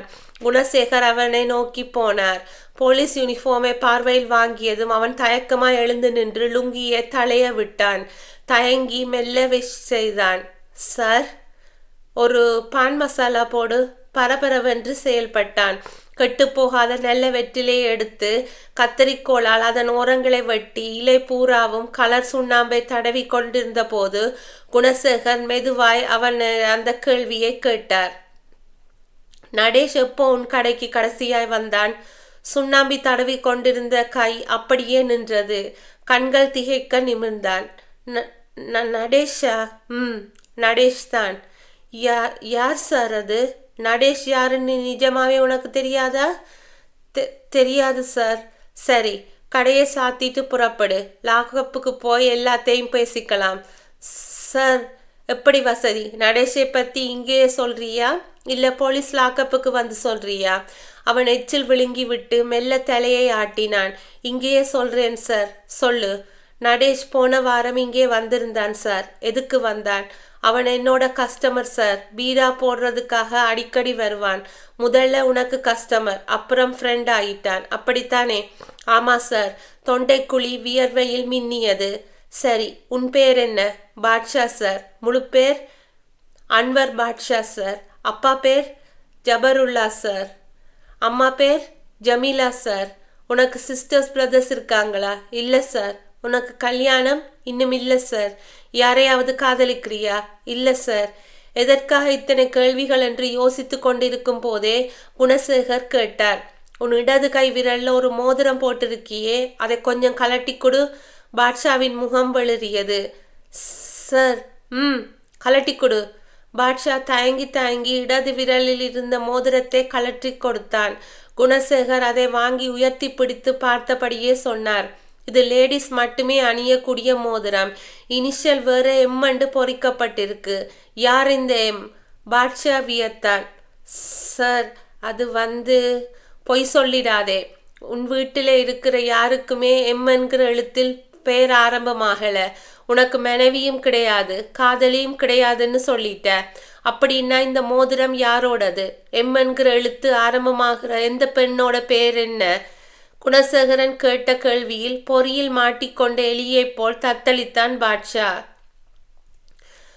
பிரஸ் ரிப்போர்ட்டர் நிவேதிதாவும் இன்ஸ்பெக்டர் பரந்தகனும் ஹாஸ்பிட்டலில் இருந்து புறப்பட்டு கல்யாண மண்டபத்தை நோக்கி போய்க் கொண்டிருந்தார்கள். நிவேதிதா சொன்னாள், சார், இன்ஸ்பெக்டர் கிஷோர் ஒருத்தர் தான் கொலையாளியை நேருக்கு நேர் பார்த்திருக்கின்றார். அவருக்கு இப்போ பிரெயின் டேமேஜ் ஏற்பட்டு கோமா ஸ்டேஜுக்கு போயிட்டார். கல்யாண மாப்பிள்ளை தேவேந்திரனை கொலை செஞ்சுட்டு தப்பிச்சு போன கைதி இவரு தானா இல்லையான்னு தெரிஞ்சுக்க ஒரே ஒரு வழிதான் இருக்கு சார். என்ன வழி? கனகுக்கும் தேவேந்திரனுக்கும் ஏதாவது முன்பகை இருந்ததான்னு தேவேந்திரன் சம்பந்தப்பட்ட ஃபேமிலி மெம்பர்ஸை விசாரிச்சால் விஷயம் வெளியே வந்துவிடும் சார். நிவேதிதா, கொலையான தேவேந்திரனை பற்றி சப் இன்ஸ்பெக்டர் கதிர்வேல் விசாரணை பண்ணி என்கிட்ட முதல் ரிப்போர்ட் கொடுத்துட்டார். அந்த ரிப்போர்ட்டில் தேவேந்திரன் நார்மல் பர்சன், அப்பாவின்னு சொல்லி இருக்கார். கல்யாணத்துக்கு வந்திருந்த அத்தனை ரிலேட்டிவ்ஸும் கதிர்வேல் என்கொயர் பண்ணியதில் ஒருத்தர் கூட தேவேந்திரனை பற்றி தப்பா சொல்லவில்லையாம். பட் என்னோட கேள்வி இதுதான், ஒரு நல்ல மனிதர், அதுவும் கல்யாண நாள் அன்னைக்கே தாலி கட்டுறதுக்கு கொஞ்ச நேரத்துக்கு முன்னாடி மிகவும் கொடூரமான முறையில் எதுக்காக கொலை செய்யப்படணும்? தேவேந்திரனின் மேலே யாருக்கு என்ன கோபம் இருந்திருக்க முடியும்? சார், இன்னைக்கு கொலை நடந்த முதல் நாள். இந்த ஒரு நாளிலேயே எல்லா உண்மைகளையும் வெளியே வந்துடாது. இன்னும் 2 நாள் போனால் போதும். தேவேந்திரனுக்கு பின்னாடி ஒளிஞ்சிட்டு இருக்கிற ஒவ்வொரு உண்மையும் வெளியே வந்து எட்டி பார்க்க ஆரம்பிச்சிடும். கல்யாண மண்டபம் வந்தது. மண்டபம் வெறிச்சோடி இருக்க காவல்துறை, தடவியல் துறை சம்பந்தப்பட்ட ஆட்கள் மட்டும் ஆங்காங்கே தெரிந்தார்கள். Inspector Paranthagan, press reporter Nivedita 2 பேரும் இறங்கி கல்யாண மண்டபத்துக்குள் நுழைய சப் இன்ஸ்பெக்டர் கதிர்வேல் எதிர்கொண்டார். பராந்தகன் கேட்டார், என்ன கதிர்வேல், ஃபர்தரா யாரையாவது என்கொயர் பண்ணினீங்களா? ஏதாவது யூஸ்ஃபுல் க்ளூ கிடைச்சதா? கதிர்வேல் சொன்னார், சார், ஒரு 5 நிமிஷத்துக்கு முந்திதான் ஒரு தகவல் கிடைச்சது. என்ன தகவல்? இந்த கல்யாண மண்டப மேனேஜரை என்கொயர் பண்ணும் போதுதான் அவர் ஒரு விஷயம் சொன்னார் சார். நேற்று ராத்திரி 11 மணி சுமாருக்கு கல்யாண மண்டபத்துக்கு ஒரு ஃபோன் கால் வந்ததாகவும் ஒரு பெண் பேசினதாகவும் அந்த பெண் தேவேந்திரனுடன் அவசரமாக பேச விரும்பினதாகவும் சொன்னார். மேனேஜர் உடனே மாப்பிள்ளை தேவேந்திரனுக்கு தகவல் கொடுத்திருக்கிறார். அவரும் வந்து ஃபோன்ல பேசி இருக்கிறார். யார் அந்த பெண்? பேர் சொல்லி இருக்கா. மேனேஜர் அந்த பேரை ஒரு துண்டு சீட்டில் எழுதி மேஜை மேலே வச்சிருந்தாராம். பேர் ஞாபகத்துக்கு வரல. தேடிக்கிட்டு இருக்கிறார் அந்த துண்டு சீட்டை. மேனேஜர் அறை இருந்த பக்கம் 3 பேரும் நடக்கவே எதிரே அந்த வழுக்கை தலை மனிதர் வந்தார். கதிர்வேல் சொன்னார், அதோ மேனேஜரே வந்து விட்டார். அவர்களை நெருங்கிய மேனேஜரின் முகம் லேசான வியர்வையில் பொடித்திருந்தது. கதிர்வேல் ஆர்வமாய் கேட்டார், சார், அந்த துண்டு சீட்டு கிடைச்சிருச்சா? ஃபோன் பண்ணின பொண்ணோட பேர் என்ன? மேனகா சார். அத்தியாயம் 8. இன்ஸ்பெக்டர் பராந்தகன் அந்த கல்யாண மண்டப மேனேஜரிடம் நிமிர்ந்தான். பேர் என்ன சொன்னீங்க? மேனகாவா? ஆமாம் சார். கல்யாண மாப்பிள்ளை தேவேந்திரன் ஃபோனில் அந்த மேனகா கிட்ட என்ன பேசினார்? அவங்க பேசினதை நான் கேட்கல. ஃபோன் வந்திருக்கிறதாக கூப்பிட்டு விட்டு நான் மண்டபத்துக்கு பின்பக்கமாக இருக்கின்ற ஜெனரேட்டரை ரிப்பேர் பார்க்க போய்விட்டேன். சரி, அந்த மேனகா எந்த ஃபோன் நம்பர்லேருந்து பேசினாங்கிற விவரமாவது தெரியுமா? தெரியாது சார். தேவேந்திரன் மேனகா கிட்ட ஃபோனில் பேசும்போது ஆஃபீஸ் ரூமில் வேறு யாராவது இருந்தாங்களா? இல்லை. கதிர்வேல்? பராந்தகன் சப் இன்ஸ்பெக்டர் கதிர்வேலிடம் திரும்பி அவர் எஸ் சார் என்றபடி அட்டென்ஷனுக்கு வந்தார். மண்டபத்தில் தேவேந்திரனோட ஃபேமிலி மெம்பர்ஸ், ஃப்ரெண்ட்ஸ் யாராவது இருக்காங்களா? இருக்காங்க சார். விசாரணைக்காக சில பேரை நிறுத்தி வச்சிருக்கிறேன். அவங்களை கூட்டிட்டு வாங்க. கதிர்வேல் தலையசைத்து விட்டு வேகமாய் போய் மண்டபத்தின் முன்பக்க ஹாலில் இருந்த 15 பேர் அடங்கிய ஒரு சின்ன கும்பலை கூட்டிக் கொண்டு வந்தார்.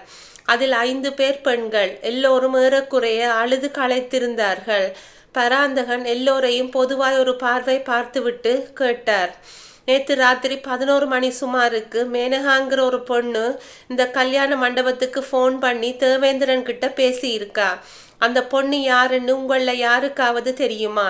கும்பலில் மௌனம். பராந்தகன் சில வினாடிகள் கழித்து மறுபடியும் கேட்டார், சொல்லுங்க, தெரியுமா தெரியாதா? எல்லோரும் தெரியாது என்கிற மாதிரி தலையாட்ட பராந்தகன் சின்னதாய் ஒரு புன்னகை பூத்தார். எல்லோரையும் பார்வையால் நினைத்தபடியே நடை போட்டவர் அந்த இளைஞனுக்கு பக்கத்தில் வந்து நின்றதும் கேட்டார், உன் பேர் என்ன? பூபால் சார். நீ தனியா அப்படி போய் நில்லு. எதுக்கு சார்? போய் நில்லு சொல்றேன். அந்த பூபால் தயக்கமாய் நடந்து போய் தள்ளி நிற்க இன்ஸ்பெக்டர் பராந்தகன் எதிர் திசையில் நின்றிருந்த இன்னொரு இளைஞனிடம் போனார். உன் பேர் என்ன? மோகன் சார். நீ பூபாலுக்கு பக்கத்தில் போய் நில்லு.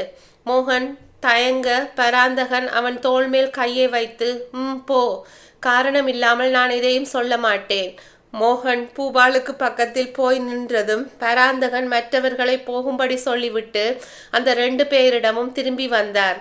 சில வினாடிகள் வரை அவர்களை மௌனமாய் பார்த்து கொண்டிருந்து விட்டு மெல்லிய குரலில் கேட்டார், இப்ப சொல்லுங்க, அந்த மேனகா யாரு? பூபால் படபடத்தான். நாங்க தான் தெரியாதுன்னு சொல்லிட்டோமே சார். 2 பேருமே தெரியாதுன்னு தலையாட்டினீங்க. நான் பார்த்தேன். அதுக்கு முன்னாடி இன்னொன்னையும் பார்த்துட்டேன். கொஞ்ச நேரத்துக்கு முன்னாடி கும்பலை பொதுவா ஒரு பார்வை பார்த்தபடி மேனகாவை உங்களில் யாருக்கு தெரியும்னு கேட்டேன். கேள்வியை கேட்டு முடிச்ச அந்த வினாடியே நீங்க 2 பேர் மட்டும் கத்தி வீசின மாதிரி சரேலுன்னு ஒரு பார்வை பார்த்துட்டிக்கிட்டீங்க. கண்களாலேயே ஏதோ ஜாடை காட்டிக்கிட்டீங்க. போலீஸ்காரன் ஒரு கேள்வியை கேட்கும் போதே அவரோட பார்வை எல்லாருடைய முகத்தையும் படிக்கும்னு உங்களுக்கு தெரியல. நான் உங்க 2 பேரோட முகத்தையும் படிச்சுட்டேன். பூபாலும் மோகனும் இப்போது நெற்றி வியர்த்து உதடு உலர்ந்து போயிருந்தார்கள். சார், அது எனக்கு வேண்டியது உண்மை. சால்ஜாப்பு வேண்டாம். உங்க 2 பேருக்கும் மேனகாவை தெரியுமா தெரியாதா? தெரியாது சார். கதிர்வேல் சார், இவங்க 2 பேரையும் ஜீப்பில் ஏற்றி ஸ்டேஷனுக்கு கொண்டு போய் லாக்கப்பில் உட்கார வையுங்க. உடம்புல துணி இருக்கக்கூடாது. பூபாலும் மோகனும் பதட்டமாய் குறுக்கிட்டார்கள். ஸ்டேஷனுக்கெல்லாம் எங்களை கொண்டு போகாதீங்க சார். அப்படின்னா உண்மையை சொல்லுங்க. பூபால் சில வினாடிகள் தயங்கிவிட்டு பின் மெல்லிய குரலில் பேச ஆரம்பித்தான். இன்ஸ்பெக்டர் குணசேகரன் கேட்ட கேள்வியில் நிலை குலைந்து போன பாட்ஷா எக்கச்சக்கமாய் பயந்தான். அவர் தன் கையில் வைத்திருந்த லாட்டியால் பாட்ஷாவின் தாடையை நிமிர்த்தி சொல்லு என்றார். பாட்ஷா அவஸ்தையாய் எச்சில் விழுங்கிவிட்டு தொடர்ந்தார். சார், இந்த மோதிரத்தை நடேஷ் கிட்ட இருந்து நான் விலைக்கு வாங்கினேன். மோதிரத்தில் எம்முன்னு போட்டிருக்கு. யார் அந்த எம்? எனக்கு தெரியாது சார். பாத்தியா, மறுபடி பொய் சொல்ல ஆரம்பிச்சிட்ட. லாட்டியை நான் வீச ஆரம்பிச்சா உன்னோட மூஞ்சில ரத்த கலரி ஆயிடும். பாட்ஷா கும்பிட்டான். சத்தியமா எனக்கு தெரியாது சார். நடேஷ் திடீர்னு ஒரு நாள் வந்து என்கிட்ட 1000 ரூபாய் கடன் கேட்டான். நான் இல்லைன்னு சொன்னேன். அதுக்கு அவன் சரி, இந்த மோதிரத்தையாவது வித்து எனக்கு பணம் கொடுன்னு சொன்னான். அதுக்கப்புறம் நானே 1500 ரூபாய் கொடுத்து இந்த மோதிரத்தை வாங்கிக்கிட்டேன். யார் இந்த எம்முண்டு நீ கேட்கலையா? கேட்டேன் சார். அதுக்கு அவன் சிரிச்சுக்கிட்டே அது என்னோட மைனாவோட பேருன்னு சொன்னான். நடேஷுக்கு நிறைய பெண்கள் சகவாசம் உண்டு. அந்த பெண்களில் யாராவது ஒருத்தரோட மோதிரமாக இருக்கலாம்னு நினைச்சுக்கிட்டேன் சார். நடேஷுக்கு நெருங்கின தோஸ்து யாரு? சார், நடேஷ் எனக்கு ஃப்ரெண்டாக இருந்தாலும் மனசு விட்டு பேச மாட்டான். இங்கே கடைக்கு வந்தாலும் ஒரு 5 நிமிஷம்தான் இருப்பான். பான் வாங்கி போட்டுக்கிட்டு எதிர்த்த பிளாட்பாரத்தில் இருக்கின்ற எஸ்டிடி பூத்துக்கு போய் யாருக்காவது ஃபோன் பண்ணி பேசிட்டு அப்படியே போயிடுவான். குணசேகர் எதிர் பிளாட்பாரத்தில் இருந்த எஸ்டிடி பூத்தை பார்த்து கொண்டே கேட்டார். நடேஷ் இங்கே வரும்போதெல்லாம் அந்த பூத்துக்கு போய் ஃபோன் பண்ணுவானா? ஆமாம் சார். பூத்தை நடத்துறது ஆனா பெண்ணா? பொண்ணு சார். உடல் ஊனமுற்ற பொண்ணு. அடிக்கடி ஃபோன் பண்ணுறதால் அந்த பொண்ணுக்கு நடேஷை கண்டிப்பாய் தெரிஞ்சிருக்கும் இல்லையா? ஆமாம் சார். இந்த மோதிரம் கொஞ்ச நாளைக்கு என்கிட்ட இருக்கட்டும். விசாரணையெல்லாம் முடிஞ்ச பின்னாடி தர்றேன். கலக்கமாய் பாட்ஷா தலையாட்ட குணசேகர் ரோட்டை கிராஸ் செய்தபடி எஸ்டிடி பூத்தை நோக்கி போனார். போலியோவால் பாதிக்கப்பட்டிருந்த அந்த பெண் குணசேகரை சற்றே முயற்சியோடு பார்த்தாள். ஒரு ஸ்டூலை இழுத்து போட்டுக்கொண்டு சுவருக்கு முன்பாய் உட்கார்ந்தார். உன் பேர் என்னம்மா? ஹம்சவேணி. இந்த பான்பீடா கடைக்கு வர்ற நடேஷ் இங்கே வந்து யாருக்கோ ஃபோன் பண்ணுவானாமே, உண்மையா? நடேஷ்? குணசேகர் தன் கையில் இருந்த போட்டோவை காட்ட ஹம்சவேணி பார்த்துவிட்டு தலையசைத்தாள். ஆமாம். கண்களில் இப்போது பெரிய அளவில் பயம். நடேஷ் யாருக்கு ஃபோன் பண்ணுவான்னு தெரியுமா? நபர் யாருன்னு தெரியாது சார். ஆனால் அவர் அந்த நண்பருக்கு ஃபோன் பண்ணுவாருன்னு தெரியும். நம்பர் என்ன சொல்லு? ஹம்சவேணி மேசை மேல் இருந்த நோட் புத்தகத்தை பிரித்து ஒவ்வொரு தேதியிலும் பதிவான டெலிஃபோன் எண்களை விரல் வைத்து பார்த்துவிட்டு பின்னொரு டெலிஃபோன் நம்பரை பேப்பரில் குறித்து கொடுத்தாள். அதை வாங்கி பார்த்தவர் கேட்டார். இந்த ஒரு நம்பருக்குத்தான் ஃபோன் பண்ணுவானா? ஆமாம் சார். குணசேகர் டெலிஃபோனை நகர்த்தி வைத்து கொண்டு ரிசீவரை எடுத்தார்.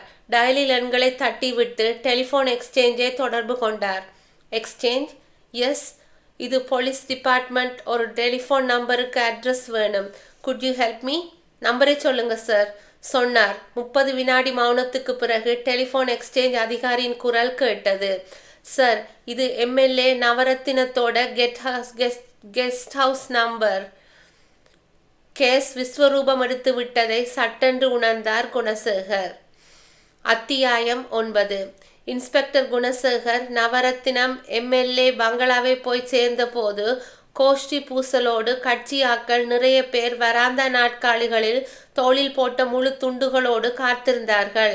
குணசேகரை பார்த்ததும் எம்எல்ஏவின் பிஏ வேகமாய் பக்கத்தில் வந்தார். என்ன இன்ஸ்பெக்டர்? எம்எல்ஏவை பார்த்து கொஞ்சம் பேச வேண்டி இருக்கு. என்ன விஷயமாய்? சாரி, அதை அவர்கிட்டத்தான் சொல்லணும். உடனடியாய் சந்திக்க ஏற்பாடு பண்ணினால் பரவாயில்லை. அண்ணன் இன்னைக்கு கட்சியாக்களை பார்த்து சில முக்கியமான விஷயங்களை பேசுறதுக்காக காத்துட்டு இருக்கிறார். இது கூட முக்கியமான விஷயம்தான். ஒரு 10 நிமிஷம் அப்பாயின்மெண்ட் கொடுத்தால் கூட போதும். ஒரு 2 நிமிஷம் அப்படி உட்கார்ந்து வெயிட் பண்ணுங்க. நான் உள்ளே போய் அண்ணன் கிட்ட கேட்டுட்டு வந்துடுறேன். குணசேகர் தலையசைத்து விட்டு தனியாய் கிடந்த நாட்காலியில் போய் உட்கார்ந்து கொண்டார். 5 நிமிஷம் கழித்து பிஏ பக்கத்தில் வந்தார். அண்ணன் உள்ளே வெயிட் பண்ணிட்டு இருக்கார். பேச வேண்டியதை சுருக்கமா பேசிட்டு வந்துடுங்க. அவரை பார்க்க நிறைய பேர் வெயிட் பண்ணிட்டு இருக்காங்க. எனக்கு சில நிமிஷங்கள் போதும். ஒரே ஒரு சந்தேகத்தை மட்டும் கிளியர் பண்ணிவிட்டு வந்து விடுவேன். குணசேகர் சொல்லிவிட்டு எம்எல்ஏ நவரத்தினம் இருந்த அறைக்குள் நுழைந்தார். சிவப்பு நிற உள்ளன் சால்வையை போர்த்தி கொண்டு செல்போனில் யாருடனோ பேசிக்கொண்டிருந்த நவரத்தினத்திற்கு 45 வயது இருக்கலாம். ஹேர்டையின் உபயத்தில் கிருதாவும் மீசையும் அதிகப்படியான கருப்பு நிறத்தோடு தெரிந்தன. தினமும் பீர் சாப்பிடும் பழக்கமும் உண்டு என்பதை தொப்பை சொல்லியது. குணசேகரை பார்த்ததும் நவரத்தினம் செல்போனை அணைத்துவிட்டு, வாங்க இன்ஸ்பெக்டர் சார் என்றார். தொந்தரவுக்கு மன்னிக்கணும் சார். உட்காருங்க. உட்கார்ந்தார் குணசேகரன். தயக்கமாய் பேச்சை துவங்கினார். சார், ஒரு என்கொயரி. சொல்லுங்க. நடேஷ்னு உங்களுக்கு யாரையாவது தெரியுமா? எம்எல்ஏ தன் இடது கையின் ஆட்காட்டி விரலில் மூக்கு முனையை தேய்த்தார். நடேஷா? அந்த பேர்ல எனக்கு யாரையும் தெரிஞ்ச மாதிரி இல்லையே.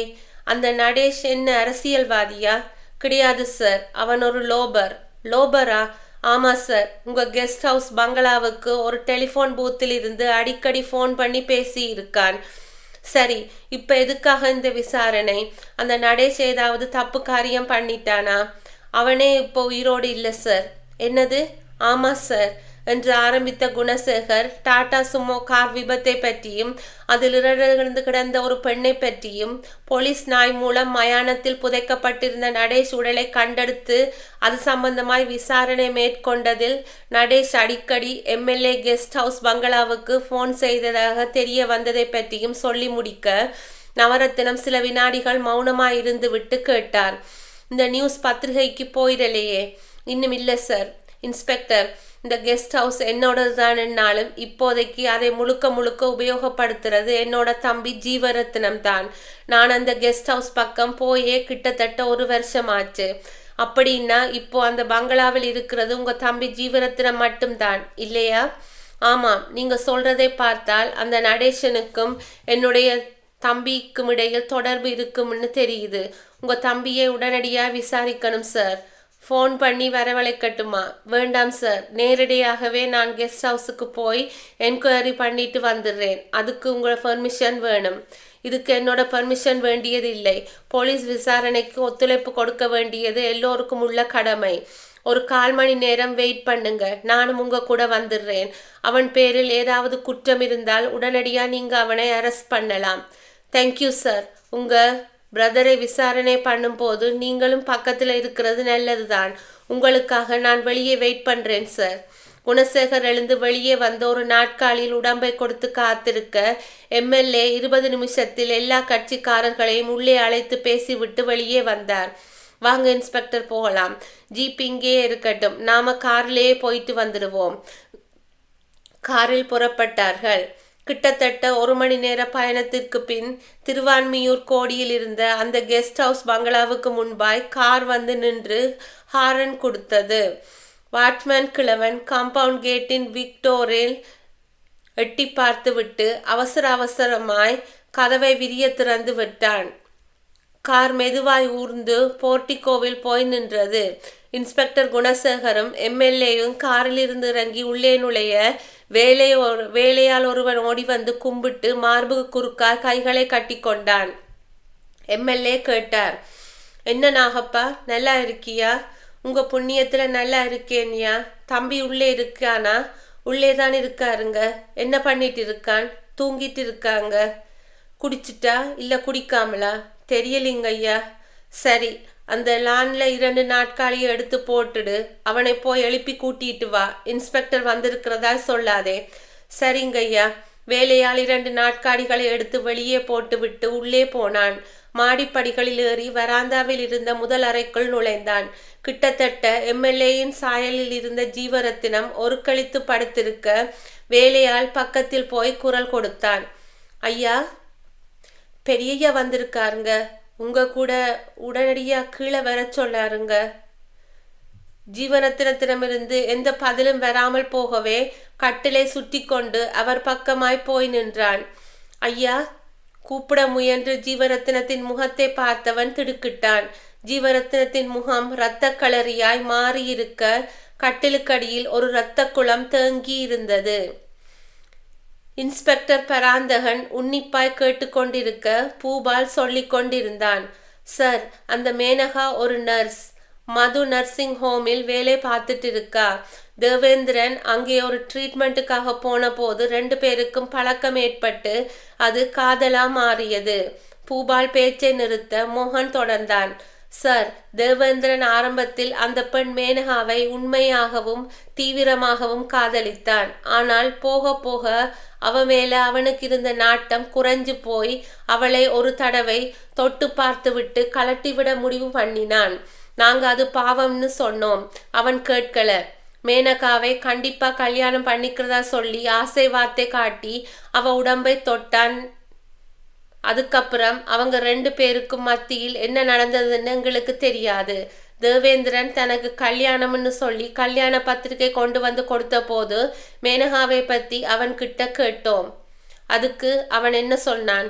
2 தடவை அவ வயிற்றை கழுவ வச்சேன், கடைசியா அவளையே கை கழுவிட்டேன்னு சொன்னான்.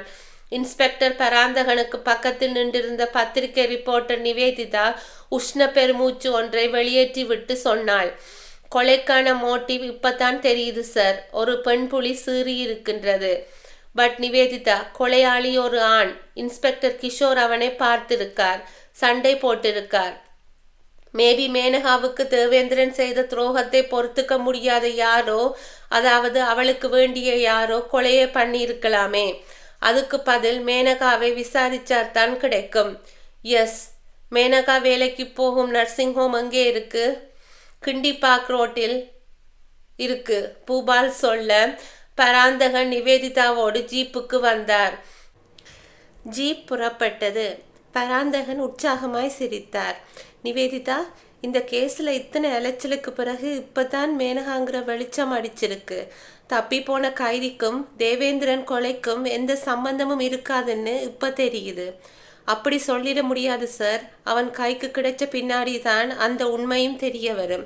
ஜீப் போக்குவரத்தில் கலந்து கிண்டி பார்க் ரோட்டை தொட்டு ஒரு குறுக்கு தெருவிலிருந்து மது நர்சிங் ஹோமுக்கு முன்பாய் போய் நின்றது. இருவரும் உள்ளே போனார்கள். ரிசப்ஷன் கவுண்டரில் இருந்த பெண் பராந்தகனின் போலீஸ் யூனிஃபார்மை பார்த்ததும் லேசாய் மிரண்டு போய் எழுந்து நின்றாள். நர்ஸ் மேனகா இருக்காங்களா? இருக்காங்க, அவங்களை பார்க்கணும். ரிசப்ஷனிஸ்ட் உடனே இன்டர்காமில் தொடர்பு கொண்டாள். லேபர் வார்டா? மேனகாவை உடனே ரிசப்ஷனுக்கு வர சொல்லுங்க. அவங்களை பேசுறதுக்கு இன்ஸ்பெக்டர் ஒருத்தர் வந்திருக்கிறார். சரி. ரிசீவரை வைத்த ரிசப்ஷனிஸ்ட் பராந்தகனை ஏறிட்டாள். மேனகா இப்போ வந்துடுவாங்க சார். பராந்தகனும் நிவேதிதாவும் வராந்தாவின் மேல் விழிகளை வைத்து மேனகாவுக்காக காத்திருக்க ஆரம்பித்தார்கள். அத்தியாயம் 10. இன்ஸ்பெக்டர் பராந்தகனும் பிரஸ் ரிப்போர்ட்டர் நிவேதிதாவும் ஹாஸ்பிட்டல் வராந்தாவின் மேல் விழிகள் வைத்து மேனகாவுக்காக காத்திருக்க அவள் 5 நிமிஷ அவகாசத்துக்கு பிறகு வேக வேகமாய் வந்தாள். நெற்றியில் வியர்வை மின்னியது. ஹாஸ்பிட்டலில் ரிசப்ஷனிஸ்ட் சொன்னாள், சார், ஷீஸ் மேனகா. பராந்தகன் அவளை நெருங்கினார். சாரி சிஸ்டர், டியூட்டி நேரத்தில் வந்து உங்களுக்கு தொல்லை தர்றதுக்காக மன்னிக்கணும். சொல்லுங்க இன்ஸ்பெக்டர், என்ன விஷயம்? ஒரு என்கொயரி. எது சம்பந்தமாய்? உங்களுக்கு தேவேந்திரனை தெரியுமா? மேனகா நெற்றியை சுருக்கினாள். தேவேந்திரன்? எஸ்.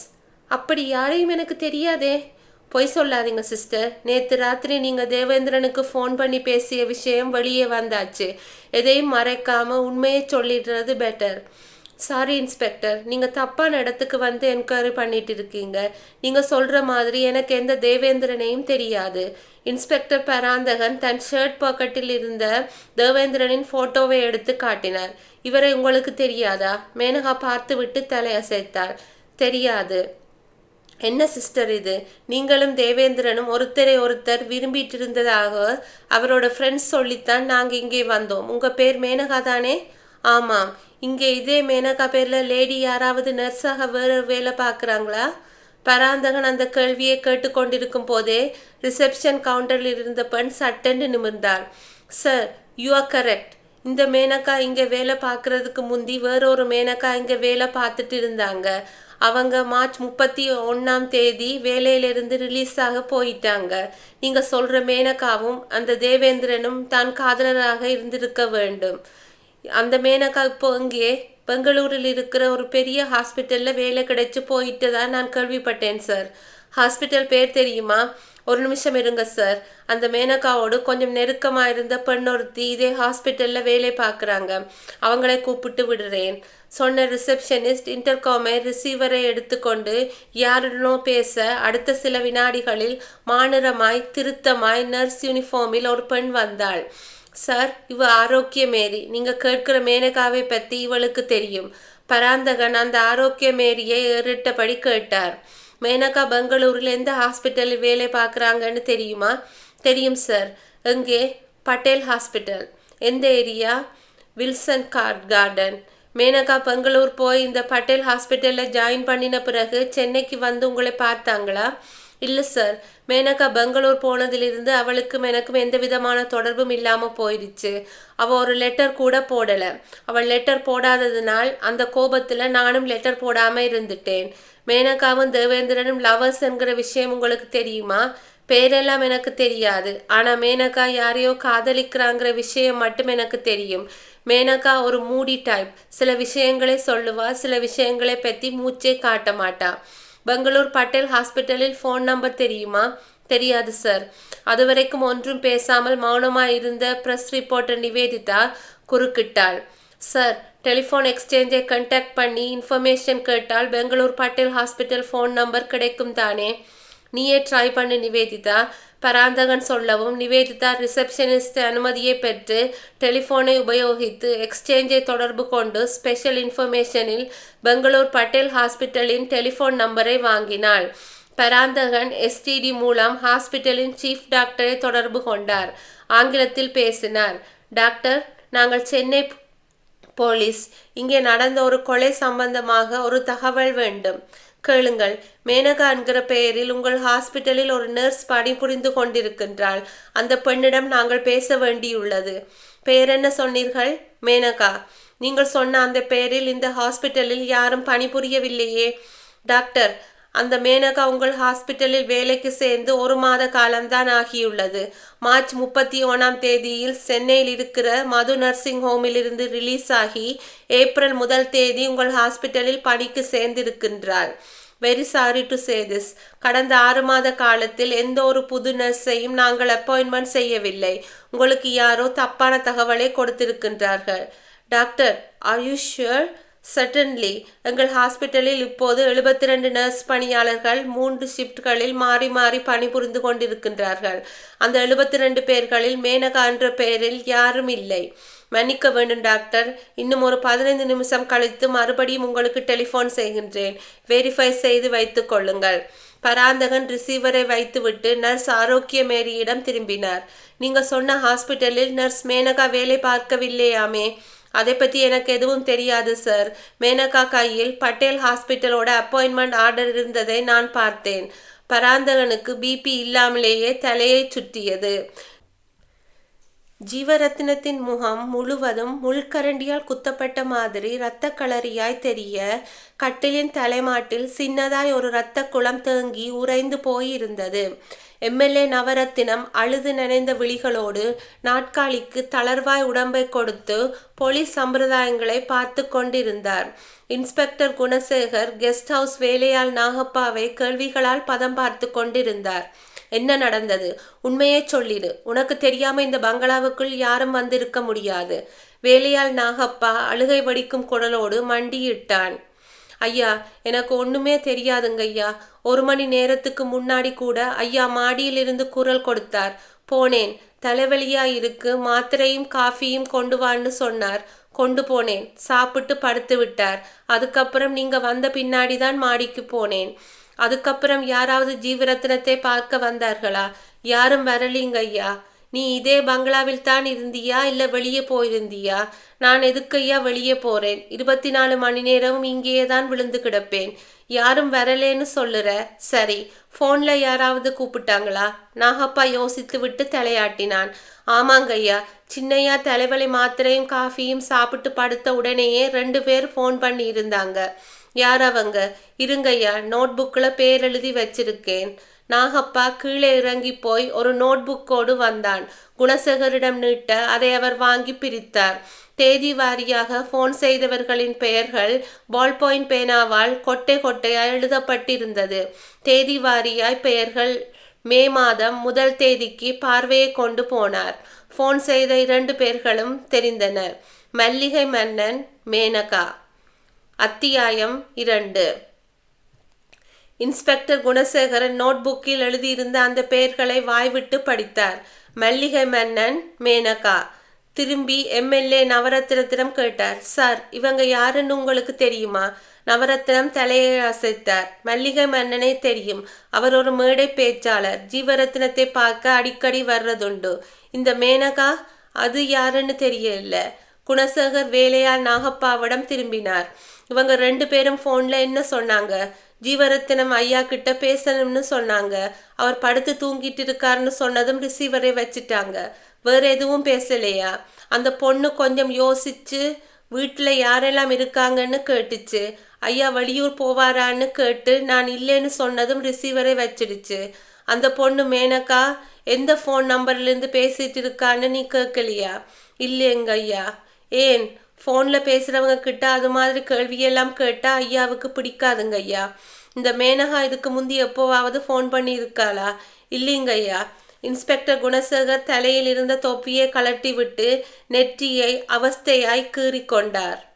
யார் இந்த மேனகா? குழப்ப வினாடிகளில் அவர் தத்தளித்து கொண்டிருக்க டெலிஃபோன் விருட்டென்று கதற ஆரம்பித்தது. எம்எல்ஏ நவரத்தினம் ரிசீவரை எடுப்பதற்காக நகர முயல குணசேகர் குறுக்கிட்டார். ஒரு நிமிஷம் சார். அவர் நின்றார். என்ன இன்ஸ்பெக்டர், இப்போ ஃபோன் பண்ணுறது யாருன்னு நமக்கு தெரியாது. நீங்களும் ஜீவரத்தினமும் பிரதர்ஸ். ஸோ குரலோட தோணியும் ஒரே மாதிரி இருக்க வாய்ப்பு அதிகம். நீங்கள் ரிசீவரை எடுத்து பேசும்போது உங்கள் பிரதர் ஜீவரத்தினம் மாதிரியே பேசுங்க. நான் கீழே ஹாலில் இருக்கின்ற ஃபோனுக்கு போய் ஹியர் பண்ணுறேன். எம்எல்ஏ தலையசைக்க குணசேகர் ஹாலை நோக்கி வேக வேகமாய் போய் அங்கிருந்த டெலிஃபோன் ரிசீவரை எடுத்து காதுக்கு கொடுத்தார். நவரத்தினம் ஹலோ சொல்லி கொண்டிருந்தார். ஹலோ. மறுமுனையில் பதட்டமாய் குரல் கேட்டது. ஹலோ, யார் பேசுறது? ஜீவரத்தினமா? ஆமாம், நான் மல்லிகை மன்னன். நீ இப்போதான் தூங்கி எந்திரிச்சியா? ஆமாம், கொஞ்சம் தலைவலி. ஒரு மாத்திரை சாப்பிட்டு தூக்கம் போட்டு எந்திரிச்சேன். ஆமாம், என்ன விஷயம்? திடீர் ஃபோன். குரல் வேற டென்ஷனாக இருக்கு. டென்ஷனில் இருந்துக்கிட்டு இருக்கேன் நான். விஷயத்தே சொல்லு. தேவேந்திரனோட கதையை யாரோ முடிச்சிட்டாங்க, தெரியுமில்ல? தெரியும். உனக்கு பயம் வரலையா? எதுக்கு பயம்? சரியா போச்சு. ஃபோனில் எதையும் சொல்லிட்டு இருக்க முடியாது. நான் நேரில் வர்றேன். நீயும் நானும் கொஞ்சம் ஜாக்கிரதையாக இருக்க வேண்டிய நிமிஷங்கள் இது. நான் வரட்டுமா வேண்டாமா? சரி, நீ உடனே நாம் கெஸ்ட் ஹவுஸ் பங்களாவுக்கு புறப்பட்டு வா. நவரத்னம் ரிசீவரை வைத்தார். குணசேகர் வேக வேகமாய் மாடியேறி வந்தார். பிரமை பிடித்து போய் உட்கார்ந்திருந்த நவரத்னத்திற்கு முன்பாய் வந்தார். சார், மல்லிகை மன்னன் சொன்னதை கேட்டீங்களா? கேட்டேன். தேவேந்திரன் கதையை யாரோ முடிச்சிட்டாங்கன்னு மல்லிகை மன்னன் சொன்னார். யார் அந்த தேவேந்திரன்? அன்னைக்கு அதிகாலையில் ஒரு கல்யாண மண்டபத்தில் கல்யாண மாப்பிள்ளை ஒருத்தர் கொலை செய்யப்பட்டதால் போலீஸ் கண்ட்ரோல் ரூமில் இருந்து எனக்கு தகவல் கிடைச்சது. அந்த கேஸை இன்ஸ்பெக்டர் பராந்தகன் இன்வெஸ்டிகேட் பண்ணிக்கிட்டு இருந்தார். அவரை கன்சல்ட் பண்ணினால் அது சம்பந்தமாய் வேறு ஏதாவது தகவல் கிடைக்கலாம். மல்லிகை மன்னன் இங்கே இப்போ வர்றதா சொல்லி இருக்கார். அவர் வரட்டும். என்னோட பிரதர் ஜீவரத்னம் கொலை செய்யப்பட்டதுக்கான காரணம், கொலை செஞ்ச நபர் யாருங்கிற விவரமும் அவருக்கு தெரிஞ்சிருக்கலாம். இருவரும் காத்திருக்க ஆரம்பித்தார்கள். இன்ஸ்பெக்டர் பராந்தகன் 15 நிமிஷம் கழித்து மறுபடியும் பெங்களூரில் இருந்த பட்டேல் ஹாஸ்பிட்டலை தொடர்பு கொண்டார். சீஃப் டாக்டரிடம் பேசினார். டாக்டர், அந்த மேனகாவை பற்றி என்கொயரி செய்து பார்த்தீர்களா? டாக்டர் சொன்னார். என்கொயரி செய்தேன். மேனகா என்கிற பெண்ணுக்கு எங்கள் ஹாஸ்பிட்டலில் நர்ஸ் வேலைக்கு சேர அப்பாயின்மெண்ட் ஆர்டர் அனுப்பியிருந்தோம். ஆனால் அந்த பெண் மேனகா வேலைக்கு வந்து சேரவில்லை. அப்படி சேராததுக்கு காரணம் தெரிவித்து கடிதமும் எழுதவில்லை. பராந்தகன் திடுக்கிட்டார். டாக்டர், நீங்கள் என்ன சொல்கிறீர்கள்? மேனகா உங்கள் ஹாஸ்பிட்டலில் வேலைக்கு வந்து சேரவில்லையா? ஆமாம். பராந்தகன் ரிசீவரை வைத்துவிட்டு நர்ஸ் ஆரோக்கிய மேரியிடம் திரும்பினார். சிஸ்டர், மேனகா பெங்களூருக்கு போய் அந்த பட்டேல் ஹாஸ்பிட்டலில் ஜாயின் பண்ணவே இல்லையாமே? ஜாயின் பண்ணுறதா தானே என்கிட்ட சொல்லிட்டு போனா. சார், நடக்கிற சம்பவங்களை பார்த்தால் மேனகாவுக்கு ஏதாவது ஆபத்து ஏற்பட்டிருக்கலாமோன்னு என் மனசுக்கு படுது. ஏன்னா அவ எங்கே இருந்தாலும் இத்தனை நாளாக என்னை கண்டெக்ட் பண்ணாமல் இருக்க மாட்டான். ஒரு லெட்டராவது போட்டிருப்பா. சில வினாடிகள் யோசனையாய் நெற்றியை தேய்த்த இன்ஸ்பெக்டர் பராந்தகன் நர்ஸ் ஆரோக்கிய மேரியை ஏறிட்டார். நீங்கள் இப்போ ஃப்ரீயாக இருக்கிறீங்களா சிஸ்டர்? ஃப்ரீ தான். என் கூட ஜிஹெச் வரைக்கும் வர முடியுமா? எதுக்கு சார்? ஸ்பாட்டில் 6 பேர் இறந்து போயிருக்காங்க. ஆனால் அந்த இடத்துல ஆக்சிடென்ட்டில் சிக்கி உயிரிழக்காமல் கொலை செய்யப்பட்ட ஒரு பெண்ணோட பாடி கிடைச்சது. பாடியோட முகம் குரூரமாக சிதைக்கப்பட்டு இருந்ததால் அடையாளம் தெரியாமல் போயிடுச்சு. என்னுடைய நண்பர் இன்ஸ்பெக்டர் குணசேகர் தான் அந்த பெண் சம்பந்தமாக இன்வெஸ்டிகேட் பண்ணிட்டு இருக்கார். நீங்கள் சொல்கிற மேனகா ஒருவேளை அந்த பெண்ணாக கூட இருக்கலாம். வந்து பார்த்து ஐடென்டிஃபை பண்ணினால் பரவாயில்லை. ஆரோக்கிய மேரி கண்ணீரோடு தலையாட்டினாள். வர்றேன் சார். புறப்பட்டார்கள். ஜீப் ஜிஹெச் நோக்கி பயணப்பட ஆரோக்கிய மேரிக்கு பக்கத்தில் உட்கார்ந்திருந்த பிரஸ் ரிப்போர்ட்டர் நிவேதிதா கேட்டாள். ஆக்சிடென்ட் ஸ்பாட்ல கொலை செய்யப்பட்டு கிடந்த பெண்ணோட முகம் அடையாளம் தெரியாதபடிக்கு சிதைக்கப்பட்டிருக்கு. நீங்கள் எப்படி அடையாளம் கண்டுபிடிப்பீங்க சிஸ்டர்? ஆரோக்கிய மேரி சொன்னாள், குரல் தழுதழுக்க. மேனகா நல்ல நிறம், நல்ல உயரம், உடம்பை பார்த்தாலே தெரிஞ்சிடும். அதுவும் இல்லாம மேனகாவுக்கு இடது கணுக்காலில் நீளமான தீக்காய தழும்பு ஒன்று இருக்கு. மேனகாவோட ஃபேமிலியை பத்தி நீங்க சொல்லவே இல்லையே. அவ ஒரு ஆர்ஃபன், சின்ன வயசுலேயே பேரண்ட்ஸை இழந்துட்டா. பெத்தென்கிற ஒரு ஆர்ஃபனேஜில் தான் வளர்ந்து வந்தா, படித்தா. அதுக்கப்புறம் நர்ஸ் கோர்ஸில் சேர்ந்தா. வேலை செய்யும் போது மேனகா எங்கே தங்கியிருந்தா? நர்ஸ் ஹாஸ்டலில் தான். பேசிக்கொண்டே வந்ததில் ஜிஹெச் வந்திருக்க ஜீப் உள்ளே போய் நின்றது. பராந்தகன், நிவேதிதா, ஆரோக்கியமேரி 3 பேரும் இறங்கி ஹாஸ்பிட்டலில் மார்ச்சுவரி இருந்த திசையை நோக்கி நடந்தார்கள். வராந்தாவில் பாதி தூரத்தை கடந்திருந்த போது எஸ்ஐ ஒருவர் எதிர்பட்டு பராந்தகனுக்கு சல்யூட் வைத்தார். என்ன பாலு? சார், தப்பிச்சு போன அந்த கைதி கனகு செங்கல்பட்டு போலீஸில் மாட்டிக்கிட்டான். இப்பத்தான் ஒரு 5 நிமிஷத்துக்கு முன் தகவல் வந்தது சார். குட், ஒரு பிரச்சனை முடிஞ்சது. இனிமேல் அவனை பற்றி கவலைப்பட்டுக்கிட்டு இருக்க வேண்டாம். சார், நான் செங்கல்பட்டுக்கு கிளம்பி போகட்டுமா? நீங்கள் கிளம்புங்க, நான் இதை டீல் பண்ணிக்கிறேன். மாச்சுவரி ரூம் பூட்டி இருக்கா? திறந்திருக்கு சார். பராந்தகன் நடந்தார். அவரை தொடர்ந்து நடந்த ஆரோக்கிய மேரிக்கு கால்கள் பின்னின. கடவுளே, மாச்சுவரியில் இருக்கிற பாடி மேனகாவாய் இருக்கக்கூடாது. மானசீகமாய் சிலுவக்குறி போட்டுக்கொண்டே நடந்தாள். மாச்சுவரி வந்தது. காவலுக்கு இருந்த அட்டெண்டர் கதவை திறந்து விட்டு தள்ளி நிற்க மூவரும் உள்ளே போனார்கள். தகர மேசைகளின் மேல் வரிசையாய் உடல்கள் காற்றில் ஃபார்மலினடி. பராந்தகன் ஒரு உடம்புக்கு முன்பாய் போய் நின்று அதன் மேல் பரவியிருந்த வெள்ளை விரிப்பை விளக்கினார். போஸ்ட்மார்ட்டம் செய்து முடிக்கப்பட்ட அந்த பெண்ணின் உடம்பு நீளமாய் நிறம் கன்றி போய் தெரிந்தது. நிவேதிதா ஆரோக்கிய மேரியை தொட்டாள். பார்த்து சொல்லுங்க சிஸ்டர், இது மேனகாவா? ஆரோக்கிய மேரி தயக்கமாய் நடந்து போய் உடலை வெகு கிட்டத்தில் பார்த்துவிட்டு இடது கணுக்காலை கவனித்தாள். இருதயம் உச்ச துடிப்புக்கு போனது. கணுக்காலில் அந்த தீக்காய தழும்பு இருந்தது. ஆரோக்கிய மேரி 2 கைகளாலும் முகத்தை பொத்தி கொண்டு ஒரு அழுகைக்கு தயாராகி முதுகு குலுங்கினாள். Sir, she is Menaka. Paranthagan வியப்போடு நிவேதிகாவின் பக்கம் திரும்பினார். இது மேனகா என்றால் நேற்று ராத்திரி கல்யாண மண்டபத்துக்கு ஃபோன் செய்து தேவேந்திரனோடு பேசிய மேனகா யார்? சார், மறுபடியும் கேஸ் சிக்கலாயிடுச்சு. ஆரம்பத்திலிருந்து மறுபடியும் இதை கிளறி பார்க்கணும். நிவேதிதா சொல்லிக் கொண்டிருக்கும் போதே மாச்சுவரியின் வாசலில் அந்த பூட் சத்தம் கேட்டது. பராந்தகன் திரும்பி பார்த்தார். இன்ஸ்பெக்டர் குணசேகர் உள்ளே வேகமாய் நுழைந்து கொண்டு இருந்தார். அத்தியாயம் 12. குணசேகர் உள்ளே நுழைய பராந்தகன் ஆர்வமாய் அவரை நோக்கி போனார். வாங்க மிஸ்டர் குணசேகர், நானே உங்களை பார்க்க வரலாம்னு நினைச்சிட்டு இருந்தேன். குணசேகர் புன்னகைத்தார். உங்களை பார்த்து பேசுறதுக்காக ஸ்டேஷனுக்கு போனேன். நீங்க இங்கே வந்து இருக்கிறதா ஸ்டேஷன் ரைட்டர் சொன்னார். இங்கே உங்களை பார்த்து பேசலாமென்று வந்தேன். என்ன விஷயம் சொல்லுங்க. மிஸ்டர் பராந்தகன், கல்யாண மண்டபத்தில் நடந்த ஒரு கொலையை நீங்க தானே இன்வெஸ்டிகேட் பண்ணிட்டு வர்றீங்க? ஆமாம். அந்த கொலையை பற்றி கொஞ்சம் சொல்ல முடியுமா?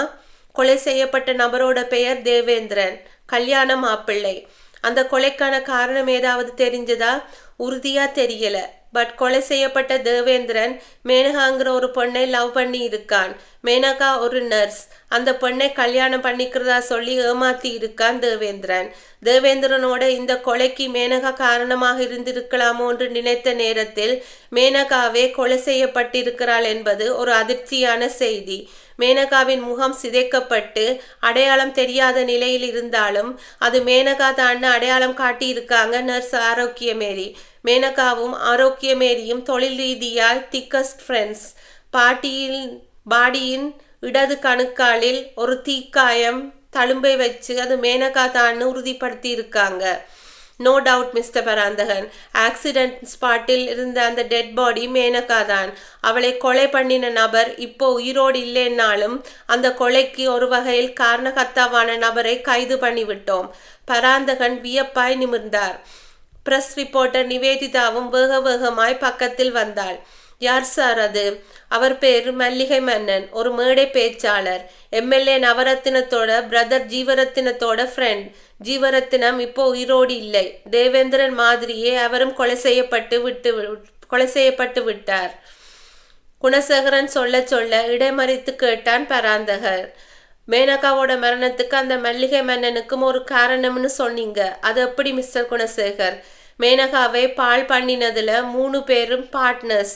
தேவேந்திரன் முதல்ல மேனகா மேல உண்மையான காதலைத்தான் வச்சிருந்தான். மேனகா ஒரு நாள் ஜீவரத்தினம் கண்ணில பட்டுட்டா. ஒரு பெரிய தொகைக்கு ஆசைப்பட்ட தேவேந்திரன் அந்த பணக்கார பணத்துக்காக மனசாட்சியை ஓரமாக தள்ளி வைத்துவிட்டு மேனகாவை தாரை வார்த்தான். பெங்களூருக்கு போய் நர்ஸ் வேலையில் ஜாயின் பண்ண வேண்டிய மேனகா ஜீவரத்தினத்தோட படுக்கை அறைக்கு வந்தாள். ஏப்ரல் மாதம் முழுவதும் அந்த பங்களாவில் சிறை வைக்கப்பட்ட மேனகாவை 3 பேருமே இஷ்டத்துக்கு போய் அவளை தொட்டிருக்காங்க. இதுல நடேஷ்னு ஒருத்தன் ஜீவரத்தினத்துக்கு கைத்தடியா இருந்தவன் 2 நாளைக்கு முன்னாடி ஜீவரத்தினத்தோட கெஸ்ட் ஹவுஸ் பங்களாவுக்கு வந்திருக்கின்றான். ஜீவரத்தினத்தின் குடிபோதையில் இருந்ததை உபயோகப்படுத்திக்கிட்டு மேனகா பூட்டப்பட்டிருந்த அறையை திறந்து அவளை ஃபோர்ஸ் பண்ணி இருக்கான். அந்த போராட்டத்தில் மேனகா உயிரை விட விஷயம் ஜீவரத்தினத்துக்கு தெரிந்த அதே வினாடி நடேஷ் ஜீவரத்தினத்தால் மூர்க்கமாய் தாக்கி கொல்லப்பட்டான். ஒரே நேரத்தில் 2 பாடி வீட்டில் இருந்ததை ஜீரணிக்க முடியாத ஜீவரத்தினம் மல்லிகை மன்னனை உதவிக்கு கூப்பிட்டு 2 பாடியையும் டிஸ்போஸ் பண்ண சொல்லி இருக்கார். மல்லிகை மன்னனும் தன்னோட அரசியல் அடியாட்கள் உதவியோடு மேனகாவோட பாடியையும் நடேஷோட பாடியையும் டிஸ்போஸ் பண்ணி இருக்கிறார். நடேஷோட பாடியை கருவேலங்குப்பத்து பக்கத்தில் இருக்கிற கல்லறை தோட்டத்தில் அடக்கம் பண்ணிவிட்டு மேனகாவோட பாடியை கருவேலங்குப்பத்து வளைவுக்கு கொண்டு வந்து முகத்தை சிதைத்து அது யாருன்னு தெரியாமல் இருக்கவும் கேஸை வேறு பக்கம் திசை திருப்பவும் மேனகாவோட உள்ளங்கையில் ஐ லவ் யூ ஜின்னு பச்சை குத்தி மரக்கிளையில் தொங்க விட்டு போயிட்டாங்க. அவங்க அப்படி தொங்க விட்டு போன கொஞ்ச நேரத்துக்கு பின்னே ஒரு டாடா சுமோ அந்த மரத்தில் மோதி விபத்துக்குள்ளாகி இருக்கு. இந்த விவரங்களை உங்களுக்கு சொன்னது யார் சார்? பிரஸ் ரிப்போர்ட்டர் நிவேதிதா கேட்டாள். இது மல்லிகை மன்னனோட கிளியர் ஸ்டேட்மெண்ட். மாச்சுவரியில் இருக்கிற மேனகாவின் பாடியை அடையாளம் காட்டுறதுக்காக மல்லிகை மன்னனை போலீஸ் வேன்ல கொண்டு வந்துட்டு இருக்காங்க. சார், மேனகாவோட மரணத்துக்கு காரணமான தேவேந்திரனும் ஜீவரத்தினமும் இன்னைக்கு ஒரே நாள்ல கொலை செய்யப்பட்டு இருக்காங்க. காலையில் கல்யாண மண்டபத்தில் தேவேந்திரன், சாயந்தரம் ஜீவரத்தினம். ஸோ மேனகாவுக்கு வேண்டிய யாரோ பழிக்கு பழி வாங்குறதுக்காக இந்த கொலைகளை பண்ணியிருக்கலாம்னு நினைக்கிறீங்களா? இப்படியும் இருக்கலாம். ஏன்னா தேவேந்திரனும் ஜீவரத்தினமும் கொலை செய்யப்படுவதற்கு முந்தி மேனகான்னு யாரோ ஃபோன் பண்ணியிருக்காங்க. உயிரோடு இல்லாத மேனகா எப்படி ஃபோன் பண்ணி இருக்க முடியும்? பராந்தகன் குணசேகரனை ஏறிட்டார். தேவேந்திரனை கொலை செய்த நபரை இன்ஸ்பெக்டர் கிஷோர் ஃபாலோ பண்ணிட்டு வந்து டெலிஃபோன் பூத்தில் மடக்கி சண்டையும் போட்டிருக்கிறார். கொலையாளி எதிர்பாராத விதமாக அவரை தாக்கி காயப்படுத்தியதில் கிஷோர் சுயநினைவு இல்லாமல் இப்போ ஹாஸ்பிட்டல்ல கிடக்கிறார். பட் இடையில் ஒரு தடவை கான்ஷியஸ் வந்தபோது டாக்டர் கிட்ட 2 வார்த்தை பேசி இருக்கிறார். என்ன பேசினார்? கொலையாளி ஆணாக இருக்கும்னு எனக்கு தோணல. ஏன்னா கட்டிப்பிடிச்சு சண்டை போட்ட போது அது ஒரு பொண்ணோட உடம்பு என்பது எனக்கு உணர்த்தியது. வெகு கச்சிதமாய் ஆண் வேடம் போட்ட ஒரு பெண் தான் கொலையாளியாக இருக்கணுங்கிறது இன்ஸ்பெக்டர் கிஷோரின் ஸ்டேட்மெண்ட். அப்படின்னா கொலையாளி ஒரு பெண். மேபி அந்த பெண் யாருங்கிறதை மல்லிகை மன்னனுக்கு ஒருவேளை தெரிஞ்சிருக்கலாம் இல்லையா? அந்த ஆள் வரட்டும், விசாரணை பண்ணி பார்க்கலாம். மல்லிகை மன்னனுக்காக காத்திருக்க ஆரம்பித்தார்கள். அடுத்த சில நிமிடங்களில் மல்லிகை மன்னன் 2 கான்ஸ்டபிள்களுக்கு மத்தியில் அலட்சியமாய் நடை போட்டு கொண்டு மார்ச்சுவரிக்குள் நுழைந்தார். 40 வயது இருக்கலாம். காதோர கிருதாவும் மீசையும் 50% நிறை வாங்கி இருந்தது. வெள்ளி ஃப்ரேமிட்ட கண்ணாடி, பளிர் வெள்ளையில் ஜிப்பா வேஷ்டி. முகத்தில் போலீஸில் மாட்டிக்கொண்ட பயமோ கலவரமோ இல்லை.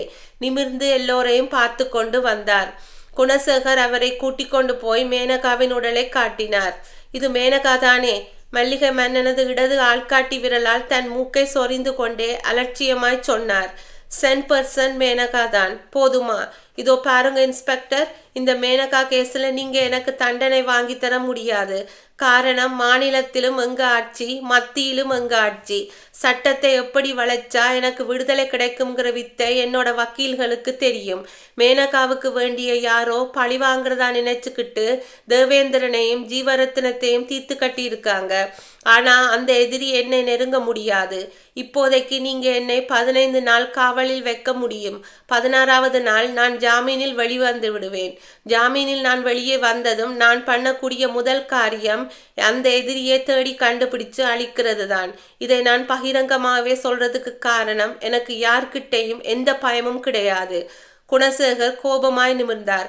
நீ கொடுத்த ஸ்டேட்மெண்ட் இன்னமும் உயிரோடு அப்படியே இருக்கு. அதை வச்சே உன்னை... மல்லிகை மன்னன் சிரித்தார். ஸ்டேட்மெண்ட்டுக்கெல்லாம் கோர்ட்ல மதிப்பே கிடையாது இன்ஸ்பெக்டர். ஜட்ஜ் கிட்ட நான் வாய்மொழியா சொல்ற ஸ்டேட்மெண்ட் தான் எடுபடும். இது நம்ம ஆட்சி, நம்ம கோர்ட். எனக்கு ₹1 கூட அபராதம் விதிக்க முடியாது. சாரி மிஸ்டர் மல்லிகை மன்னன்.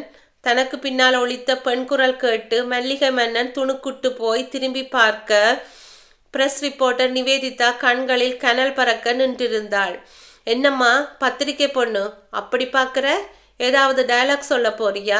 நீதி வெல்லும் நியாயம் வெல்லும் என்கிற பழைய டயலாக் எல்லாம் வேண்டாம். கேட்டு கேட்டு அழுத்து போச்சு. புதுசா ஏதாவது சொல்லு. நிவேதிதா ஓரடி முன்னால் வந்தாள். நான் சொல்ல போறதில்லை, செய்ய போகின்றேன் என்று சொன்னவள் தன் கையில் வைத்திருந்த டம்ப பையை திறந்து விருட்டென்று எதையோ உருவி எடுத்தாள். Italian make pistol. குணசேகரனும் பராந்தகனும் திடுக்கிட்டு போய், நிவேதிதா என்ன இது என்று கேட்டுக்கொண்டே அவளை நோக்கி வர நிவேதிதா கர்ஜித்து பின்வாங்கினாள். சாரி இன்ஸ்பெக்டர்ஸ், 3வது கொலையும் போலீஸுக்கு தெரியாம பண்ணணும்னு நினைச்சேன். இந்த மாற்றுவரியில் சாகணுங்கிறது மல்லிகை மன்னனோட தலையெழுத்து. இவனை மாதிரியான அரசியல்வாதிகளை கோர்ட் தண்டிக்கும்னு எதிர்பார்க்கிறது நம்ம தப்பு. என்னை பொறுத்த வரைக்கும் இந்த மாற்றுவரி தான் உச்ச நீதிமன்றம். நான் கொடுக்க போகிற தீர்ப்பு தான் உண்மையான தீர்ப்பு. மல்லிகை மன்னன் செய்வதறியாமல் திகைத்து வியர்த்து வழிந்து கொண்டிருக்கும் போதே நிவேதிதா தன் துப்பாக்கியின் ட்ரிகரை சுண்டினாள்.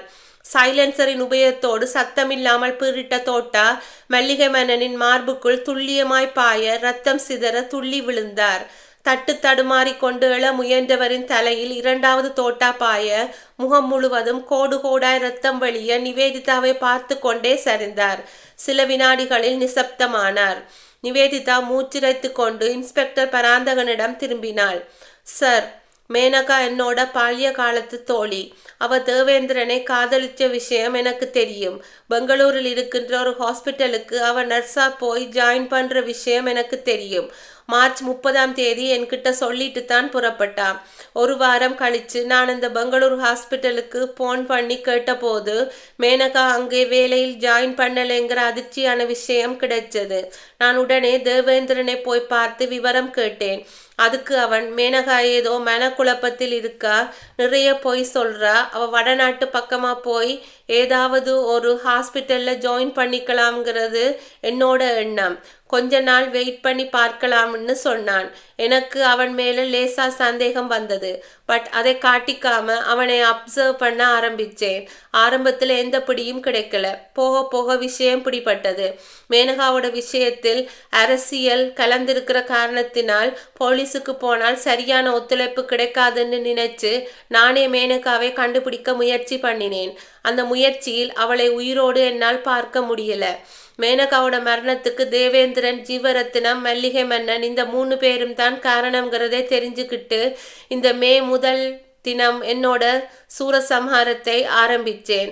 என்னோட உயரமும் உடம்புவாகும் ஒரு ஆணுக்கு சமமாயிருக்கும்னு பல பேர் சொல்லியிருக்காங்க.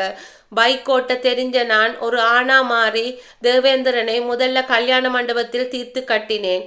சாயந்தரம் ஜீவரத்னத்தோட கதையை முடிச்சேன். இன்னைக்கே மல்லிகை மன்னனையும் முடிக்க வாய்ப்பை எதிர்பார்த்துக்கிட்டு இருந்தேன். அந்த வாய்ப்பு இப்படி மாற்று வரியில் கிடைக்கும்னு நான் எதிர்பார்க்கல. ஆரம்பத்துல சட்டத்தோட பிடியிலிருந்து தப்பிச்சிடணுங்கிறதுக்காக கேஸை திசை திருப்ப ஒரு கைதி தப்பிச்சு போனதை பெரிய அளவில் பூஸ்ட் பண்ணி சந்தேகத்தை அந்த கைதி பக்கமாய் டைவர்ட் பண்ண பார்த்தேன். அது சரியா ஒர்க் அவுட் ஆகல. அதுக்கப்புறம் என்னோட மனசாட்சியில் லேசாய் ஒரு உறுத்தல். சட்டத்தை ஏமாத்துறது சரியில்லை. மல்லிகை மன்னனை முடிச்ச கையோடு போலீஸில் சரணடைஞ்சணும்னு நினைச்சிட்டு இருந்தேன். மல்லிகை மன்னனுக்கு இவ்வளவு சீக்கிரம் இப்படி ஒரு முடிவு கிடைக்கும்னு நானே எதிர்பார்க்கவில்லை. பேசி முடித்த நிவேதிதா தன் கையில் வைத்திருந்த பிஸ்டலை பராந்தகனிடம் நீட்டினாள். அவர் அந்த பிஸ்டலை ஒரு கைக்குட்டையால் வாங்கி கொண்டே அதிர்ச்சியாய் பார்த்தார். நீ ஒரு ப்ரெஸ் ரிப்போர்ட்டராக இருந்துக்கிட்டே ஒரு கொலைகாரியாய் மாறி இருக்க. நான் இதை எதிர்பார்க்கல. சார், நான் பண்ணினது கொலைகள் இல்லை. என்னோட கோர்ட்டில் மரண தண்டனை விதிக்கப்பட்ட 3 பேரின் தண்டனைகள் இந்த மே மாதத்தில் நிறைவேற்றி இருக்கின்றேன். அவ்வளவுதான். மேனகா, மே மாதம், இந்த 2 வார்த்தைகளை கேட்டாலே இனிமேல் தப்பு பண்றவங்களுக்கு பயம் வரணும் என்ன, கண்டிப்பாய் வரும். ஸ்டேஷனுக்கு போகலாமா சார்? முற்றும். ஓகே ஃப்ரெண்ட்ஸ், இதோட இந்த கதை முடிஞ்சுது. இதை மாதிரி நல்ல கதையோட நாளைக்கு உங்களை மீண்டும் சந்திக்கும் வரை உங்களிடமிருந்து விடைபெறுவது உங்கள் பிரியா. பாய் now.